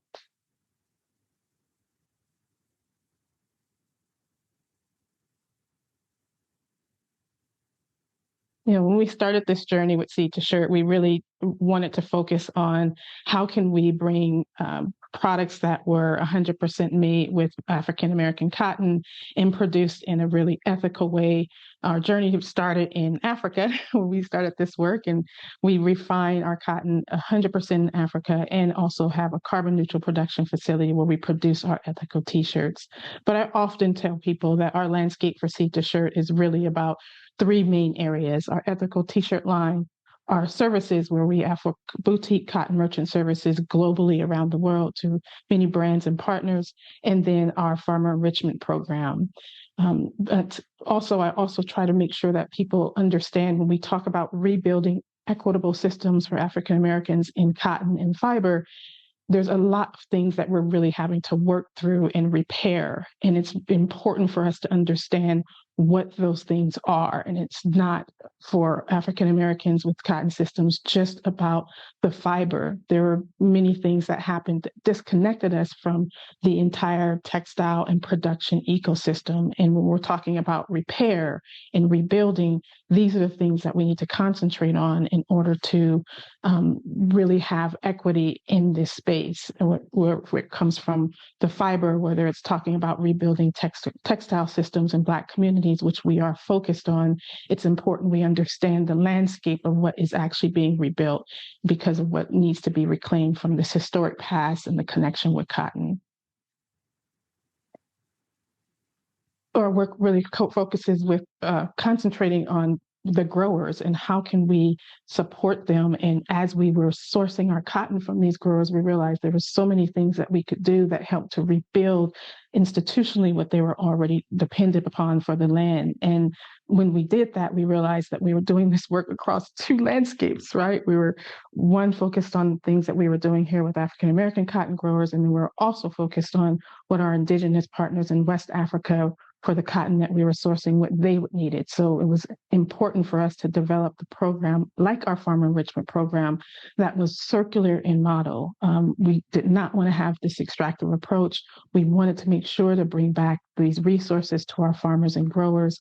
And to be quite honest, I believe that's where ourselves, Fibershed and ourselves found each other, is doing the work on the ground with growers and understanding that we could be part of these resilient systems. And back in 2018, Fibershed and Seed to Shirt connected, and we became part of their regional fiber manufacturing initiative to help us really visualize what that could mean and how we could bring forward a vertically integrated production model here in the Southeast U.S. Our farmer enrichment program really focuses on four main areas for our growers of the resources that we bring back to them, connecting around soil health. We are a partner with Fibershed and the Seafloor Coalition so that we can bring forward climate beneficial growing practices into African American communities here in the U.S. who are growing cotton. We also have a national equipment trust that we support in order to make sure our farmers have the actual equipment that they need in order to come back to these systems and or to make them more resilient in the current systems that they're growing in. We focus our resources on being able to support micro grants. It needs to bridge that gap between what isn't being provided in other lending institutions, as well as technical assistance and resources for our growers, really connecting them to the avenues of opportunity that reside for them out there in these marketplaces.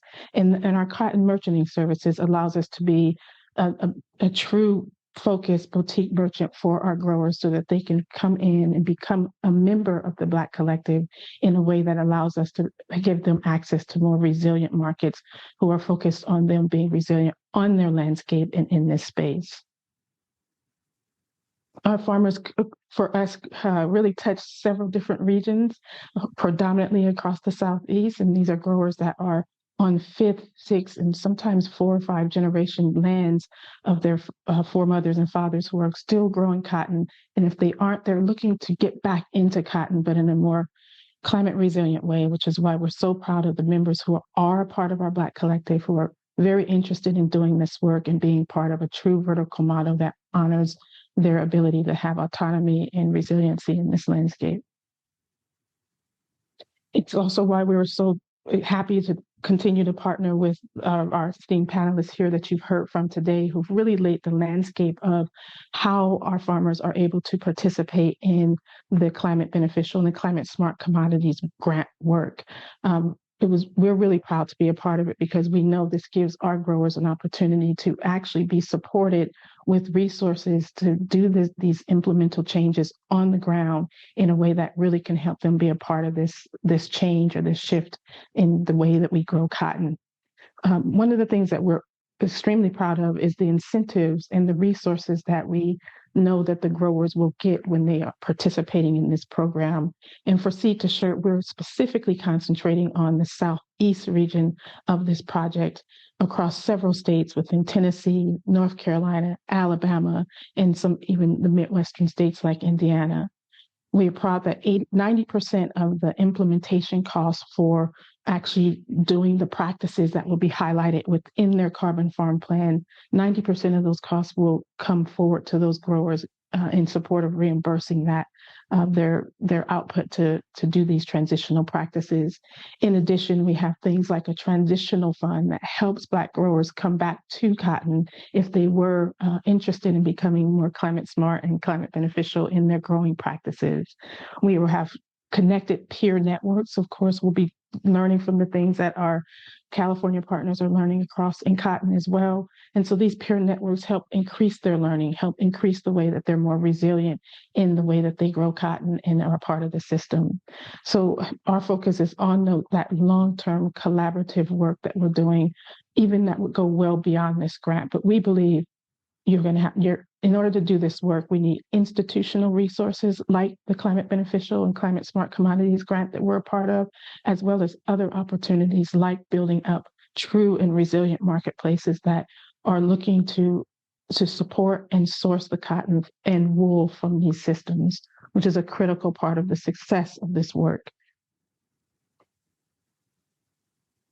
At Seed to Shirt, we truly envision that all farmers can become a part of the solution.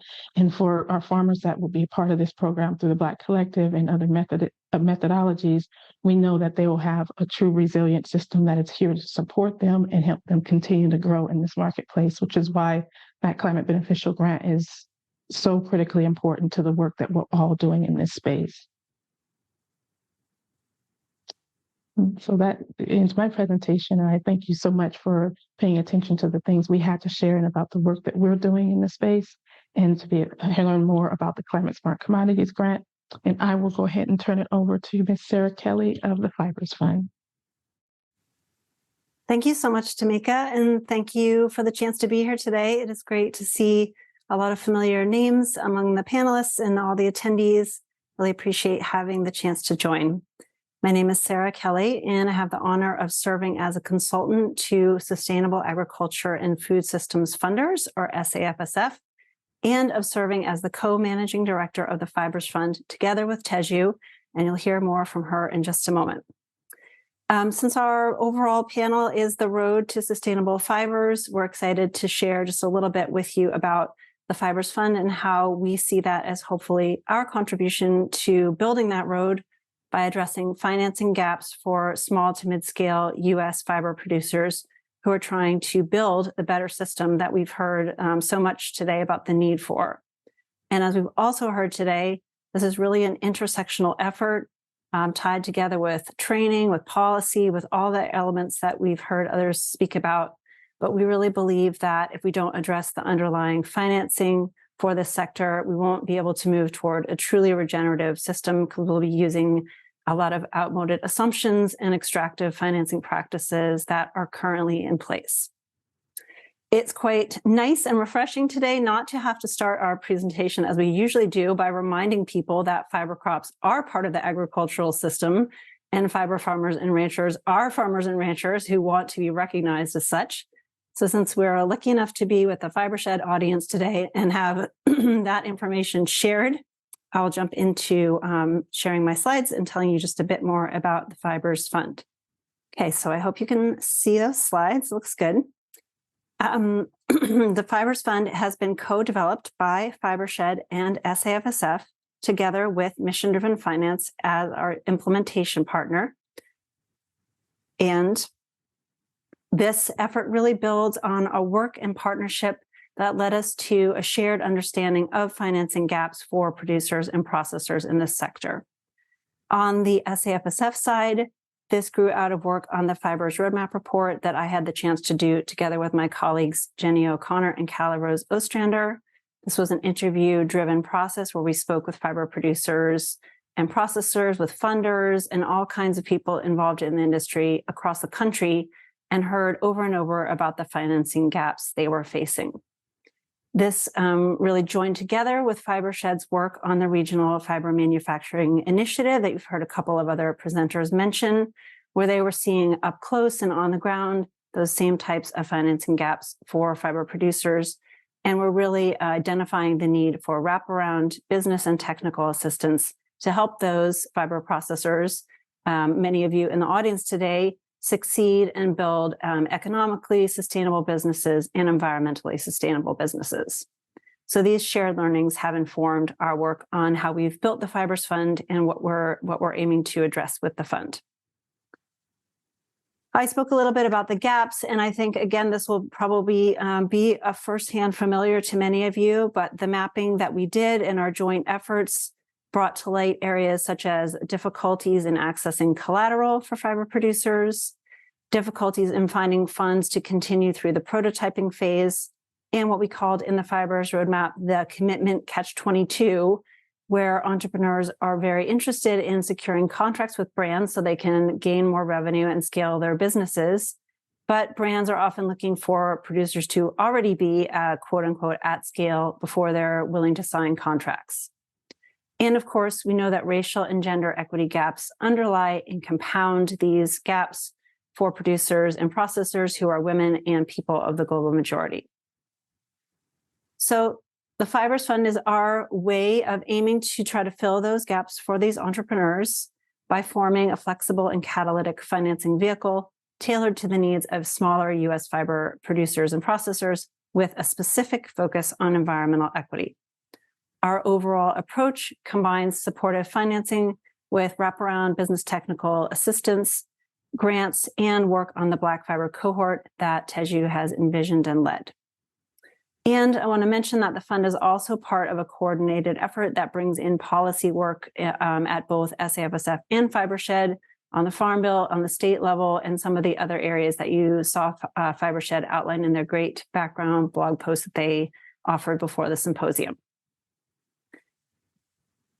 Just to give some very high-level details on the fund, we're aiming to provide financing for U.S.-based businesses that are growing or processing soil-based natural fibers, leather, or natural dyes, and that are already embracing sustainable and regenerative agricultural practices. Our integrated capital strategy combines different kinds of capital, including grants, forgivable loans, and term loans, and we aim to do all that in a way that is inclusive, flexible, and tailored to each business. Just to say a quick word about our team, we are not originally intentionally, but very proudly an all-women leadership team.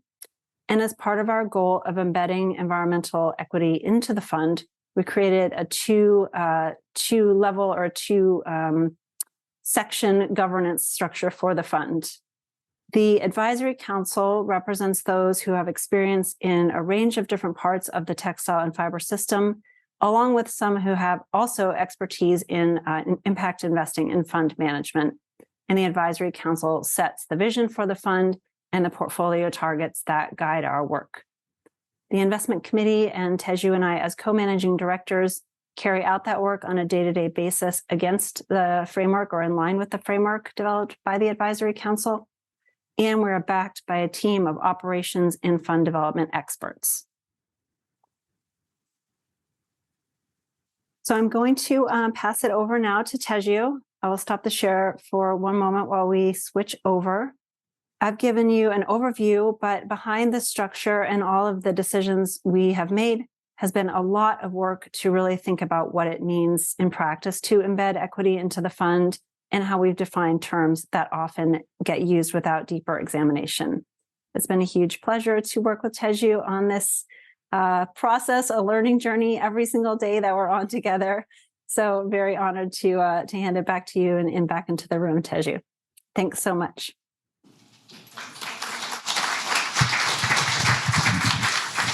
Thanks, Sarah. Sarah's going to still do the slides, even though I'm here in the room. But one of the things that was really important to us at the Fibers Fund was to make sure that we were defining the terms that we're using, because now we hear a lot of people saying sustainability, regenerative, transparent, and they're not actually defining what that means. So it's really hard to hold them accountable when we don't actually know what it means. So we developed a glossary, which is on our site, fibersfund.com. And I want to just start with defining the way that we have understood regenerative. If you could click next, Sarah, that would be great. So the Fibers Fund defines regenerative as an approach that transforms current agricultural systems by centering indigenous, geographically specific practices that enhance and preserve ecological bioregions. This results in climate mitigation, restoration of soil and natural water systems, and thus an alternative regional social ecology and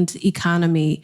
Next slide. So as we were developing the Fibers Fund, we really wanted to think about what the organizational values are and how we can make that operational in a vehicle that still operates under capitalism, obviously. And so as our formation team was developing the fund strategy, we knew that in order for it to be truly regenerative in a holistic sense, that we had to embed equity and technical assistance into the structure and foundation of the fund to the best of our ability, because we can't take down capitalism and colonialism by ourselves through a small fund. Next slide.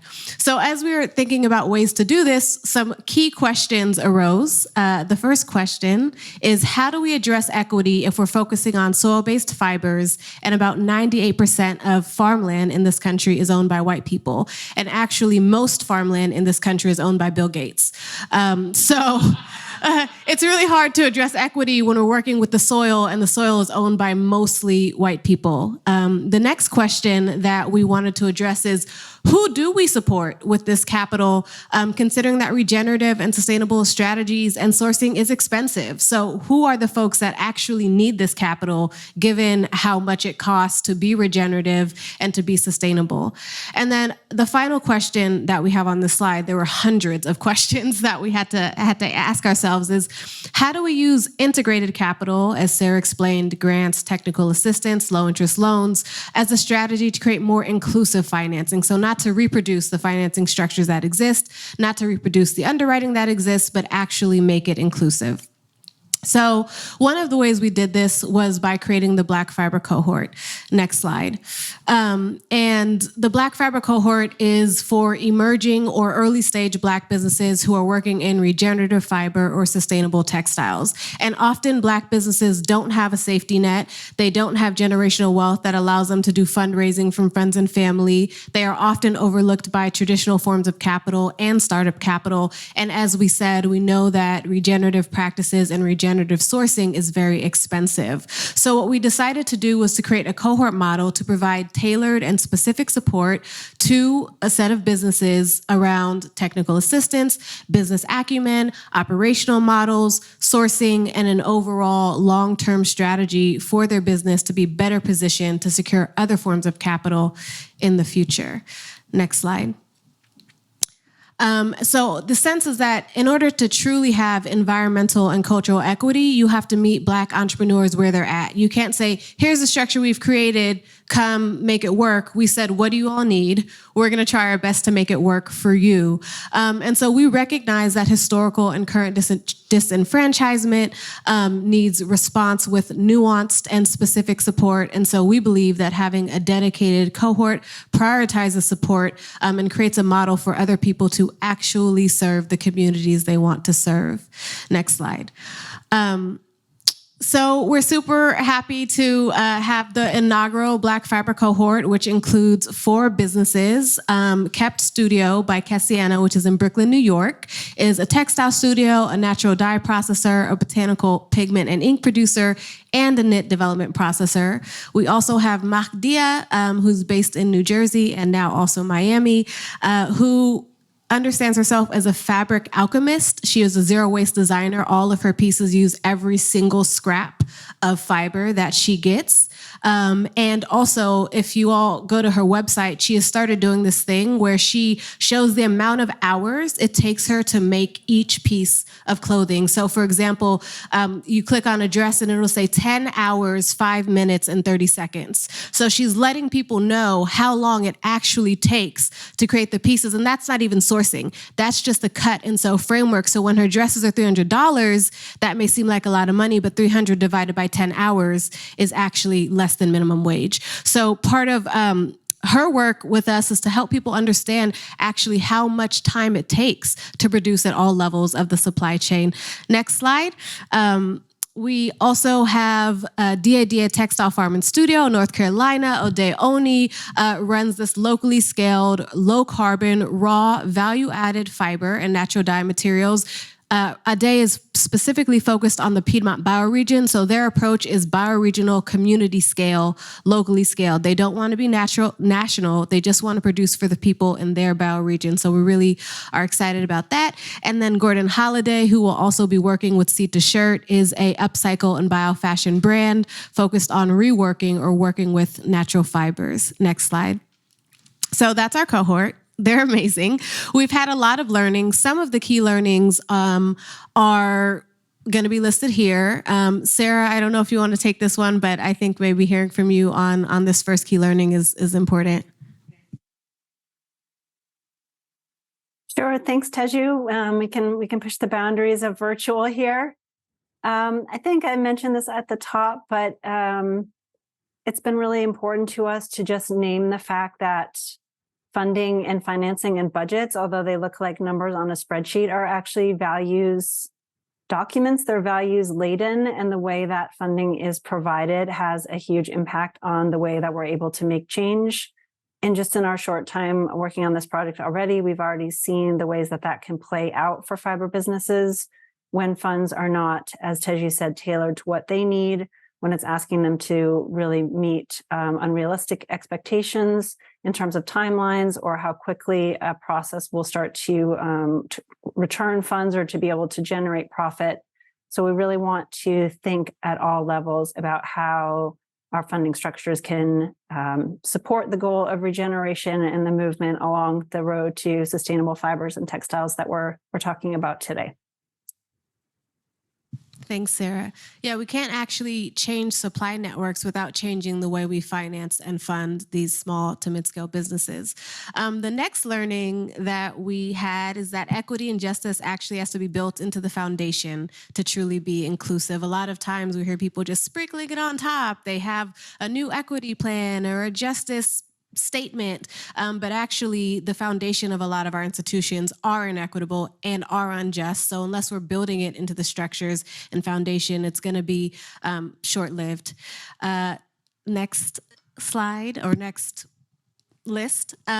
And of course, equity has to be nuanced and specific. It's not equality. It's not just having the same amount or the same number. It's actually meeting the needs and understanding the historical and contemporary gaps that exist, and talking to the folks who you want to support and asking them what they need and then trying to build from there. So rather than creating a shoe and making it fit, you build the shoe around their foot. Esther Park from Cienega Capital said that in a conference, and I think it's a great opinion. Next. Start with the need, cultural preservation and reclamation, and build from there. Creating our textiles and our fibers is a right, as it's a human right. It's an ancient human practice. All of our ancestors have made textiles from the environment that they live in. So part of this is reclaiming those life ways and those life skills and making sure that our economy supports that reclamation. Next. So finally, the road ahead, which is what we're all talking about. Through our TA grants program and the Black Fiber Cohort, we aim to support businesses to access additional capital in the future, because our fund is very small and cannot fund everyone, and to access capital that does not dilute their ownership, especially the Black and Indigenous and Latinx-led businesses, that doesn't prove to be extractive, and that doesn't primarily benefit investors. We want the value to return to the business owners and the communities that they live in and that they serve. expensive. And so it's really hard to do that in the traditional financing model. So part of our model is to make sure that the value is held by the producers, the sourcers, the manufacturers, the designers, and not only by the investors. So it's a long road ahead, but we're trying our best with this fund and with all of the partners involved. And if you want to know more about the Fibers Fund, you can go to fibersfund.com, and we love talking about it. So thank you all.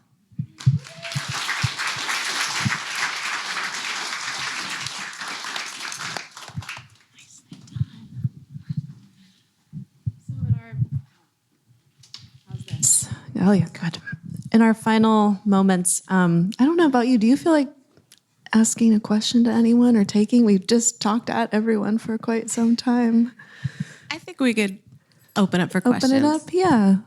We have about 10 minutes before we transition to the afternoon of your lunch and your break and your integrative contemplative time. And before we do that, does anyone have a burning question for any aspect of the lightning round? It may not be for a specific speaker because some of them may not be available, but just general thematic question or inspiration or comment.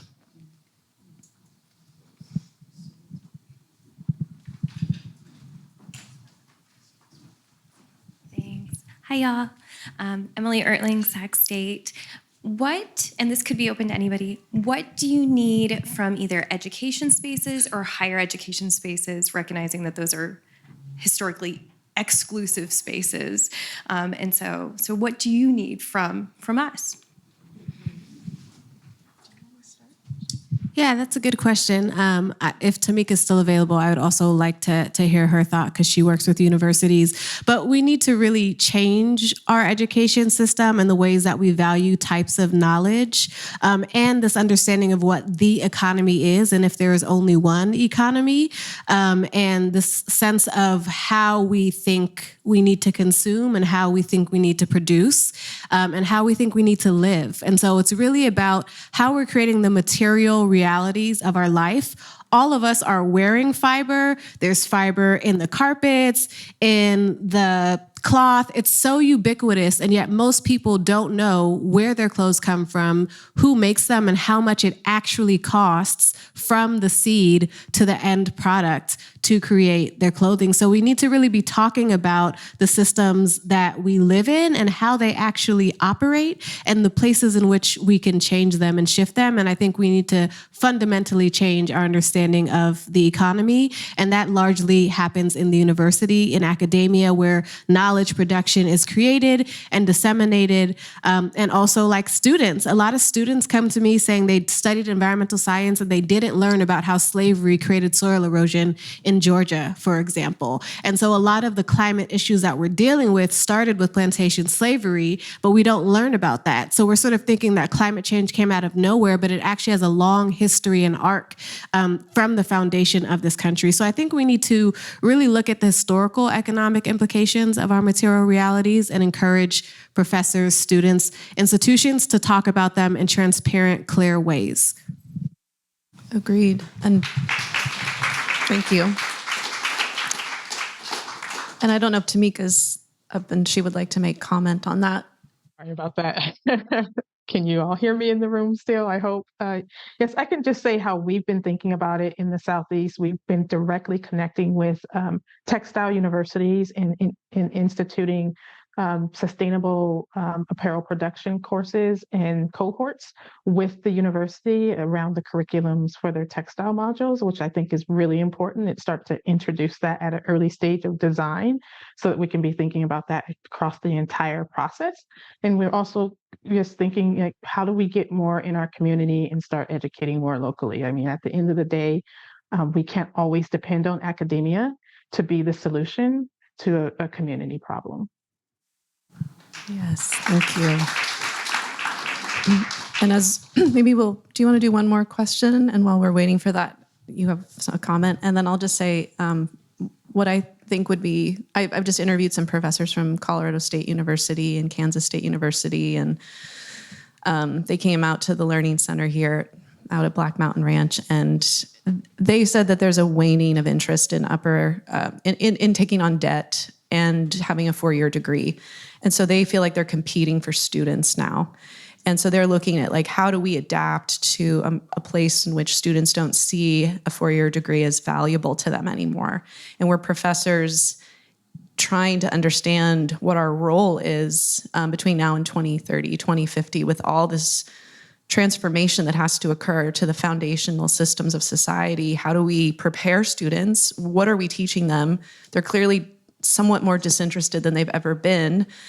And so we started to brainstorm some ideas around allowing interdisciplinary processes, letting students really move between the myopia that academia creates and allowing them to develop four-year degrees that honor, I want to study ecology, but I also want to learn to drive a tractor, and I also want to learn how to weave.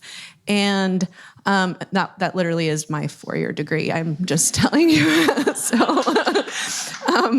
So if that could be a space, we could create an articulated space for that to occur so that students could move through. So even if the myopia and the siloing of academic subject matter continue to exist for the near future, we still allow the freedom of movement between those silos.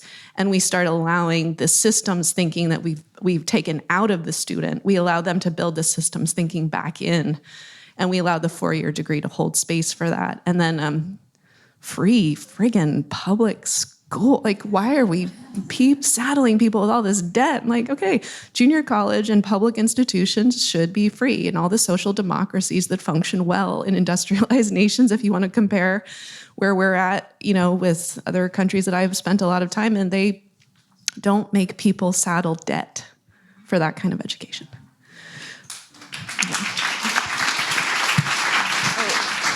So we have one comment up here, and then we'll take one from the chat. Thanks. Okay. Yep. I just wanted to piggyback on the whole conversation because I have been working in tech for the last 10 years, and I'm transferring out that industry, and 'cause I'm a writer, and so for me, AI is kind of the writing on the wall in terms of displacing knowledge workers. And the way that I'm trying to transfer that knowledge is to go into packaging up individual knowledge and selling it digitally online. And I just am so interested in this space because I feel like literally everybody could package up a piece of their knowledge and put it out there for the world to understand. So it's kind of addressing a lot of what we're talking about here, where it's like you could offer a free piece of education, and then you could also scale up and offer, a $30 ebook and then a $100 course, things like that. And then that profit goes directly back to the person creating it. So it's like the artisan who is creating these beautiful, expensive garments could also supplement income with knowledge sharing and,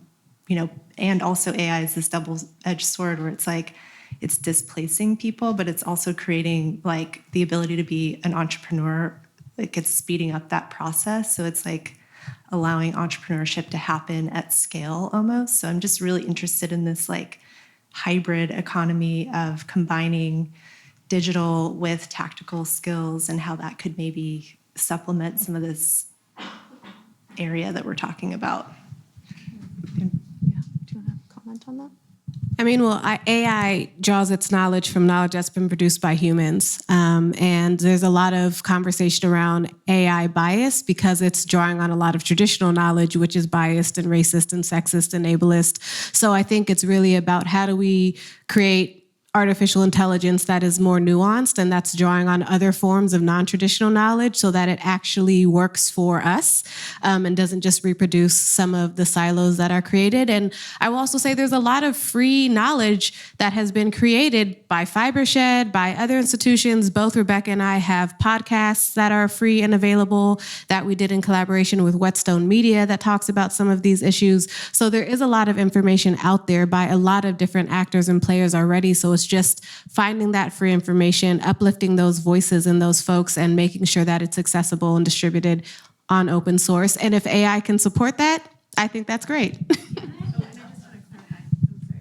I just want to clarify, the question really isn't about AI at all. I'm mentioning that as a macro force that's shifting the way the economy fundamentally works and pushing people to think of new ways to engage in an economy. And so my question was more directed at like, do you see an opportunity for makers to package a piece of their knowledge and sell it digitally online so that it becomes a digital marketplace where that's a piece of supplemental income. So AI was really not part of the question necessarily, but I do appreciate you addressing it. Well, the way you're describing it sounds, as long as the contractual agreements are in place so that the residual income is really getting to the places where the creators, where the creativity is generated. I know that there are people working on agroecological peer-to-peer network sharing. So someone comes up with an integrated pest management strategy in West Africa, and then someone outside of Chennai, India picks up on that. How do you generate these land-based, incredibly hard-won wins, share that data for the best interest of everyone, but then get credit? And so they're working on how to, and I don't have the right exact language, but how to actually make sure that small growers across the world are receiving credit for their innovations and then monetizing that. And there's a group of an agroecology team working on that right now to make sure that we're elevating IPM strategies globally at the small scale and making sure people receive some kind of accreditation and monetary something for that. I don't know if that's going to happen in all these spaces. I think the way technology has been wielded thus far has been really unfortunate and has sped things up and distanced us from each other and made it really hard, I think it's just affected mental health in so many ways that I'm just like, oh God, I really hope we get this right. But I think it's going to have to require so much regulatory space to again, everything we develop seems to need all these frigging guardrails. And we're not supporting the people enough in the nonprofit space to help develop those guardrails, because you're not funded to help corral policy, like that. There's no capitalism doesn't incentivize us to develop those guardrails. And so that's what worries me, is that we haven't really built up the forces to shape this in the way that's going to create a just outcome. So I know your question wasn't about AI, but I keep getting drawn back to that because it seems like the mechanism of distribution in some way are connected to it. So yeah, let's take one comment from the chat that Heather, you said you had.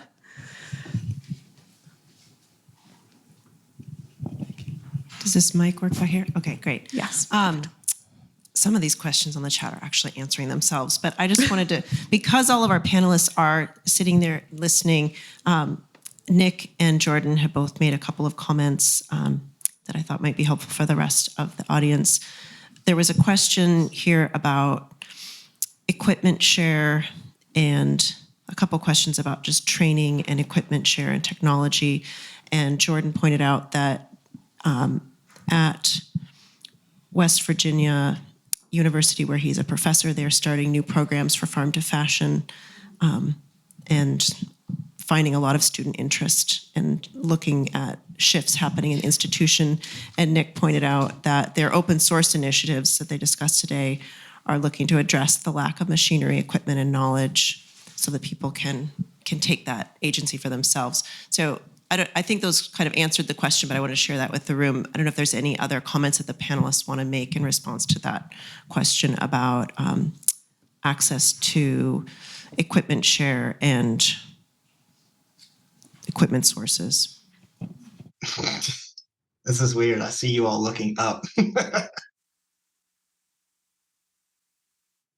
So I just wanted to, I'll just jump in real quick. What I was talking about with West Virginia University was more about the education part and what can education, higher education do for these things. And yeah, that's something we've been really working towards for the last couple of years at West Virginia University, is to create this farm to fashion initiative. As of right now, we're like one of 2 R1 land grant universities whose fashion and design programs are inside the ag school. So we're working very hard on connecting with, the soil scientists, the horticulturists, the animal scientists, and really creating a program that, captures all these things at once, especially since my undergraduate is in horticulture and my master's is in agriculture, but I work in the fashion program. Yeah, so next year or next semester, we'll actually be starting the first farm to fashion course at West Virginia University. And before we leave, Teju, what do you think about just how's it going? Like, in terms of today, like, do you have any feelings of comments of integration or thoughts you'd like to share before we depart?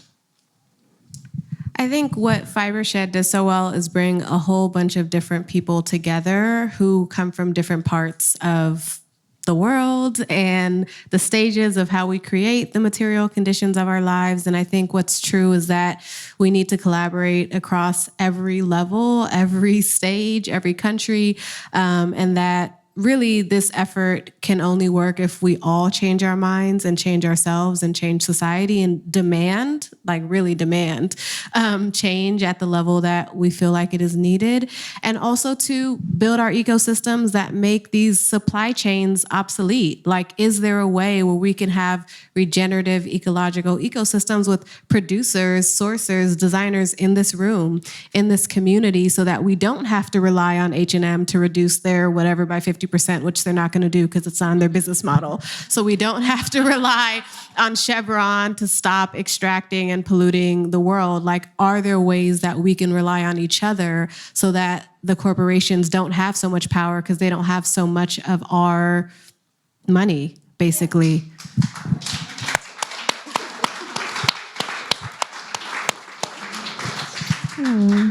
Thank you, everyone. I can't say it better. So I just want to invite you to enjoy your afternoon. Go to across the road to the culture shop if you want some great food, and there's a wool store and locally grown flowers over there, and then Borrowed from the Soil event. We'll see you hopefully there after you've had some lunch. And just thank you so much for your amazing attention today. Good job.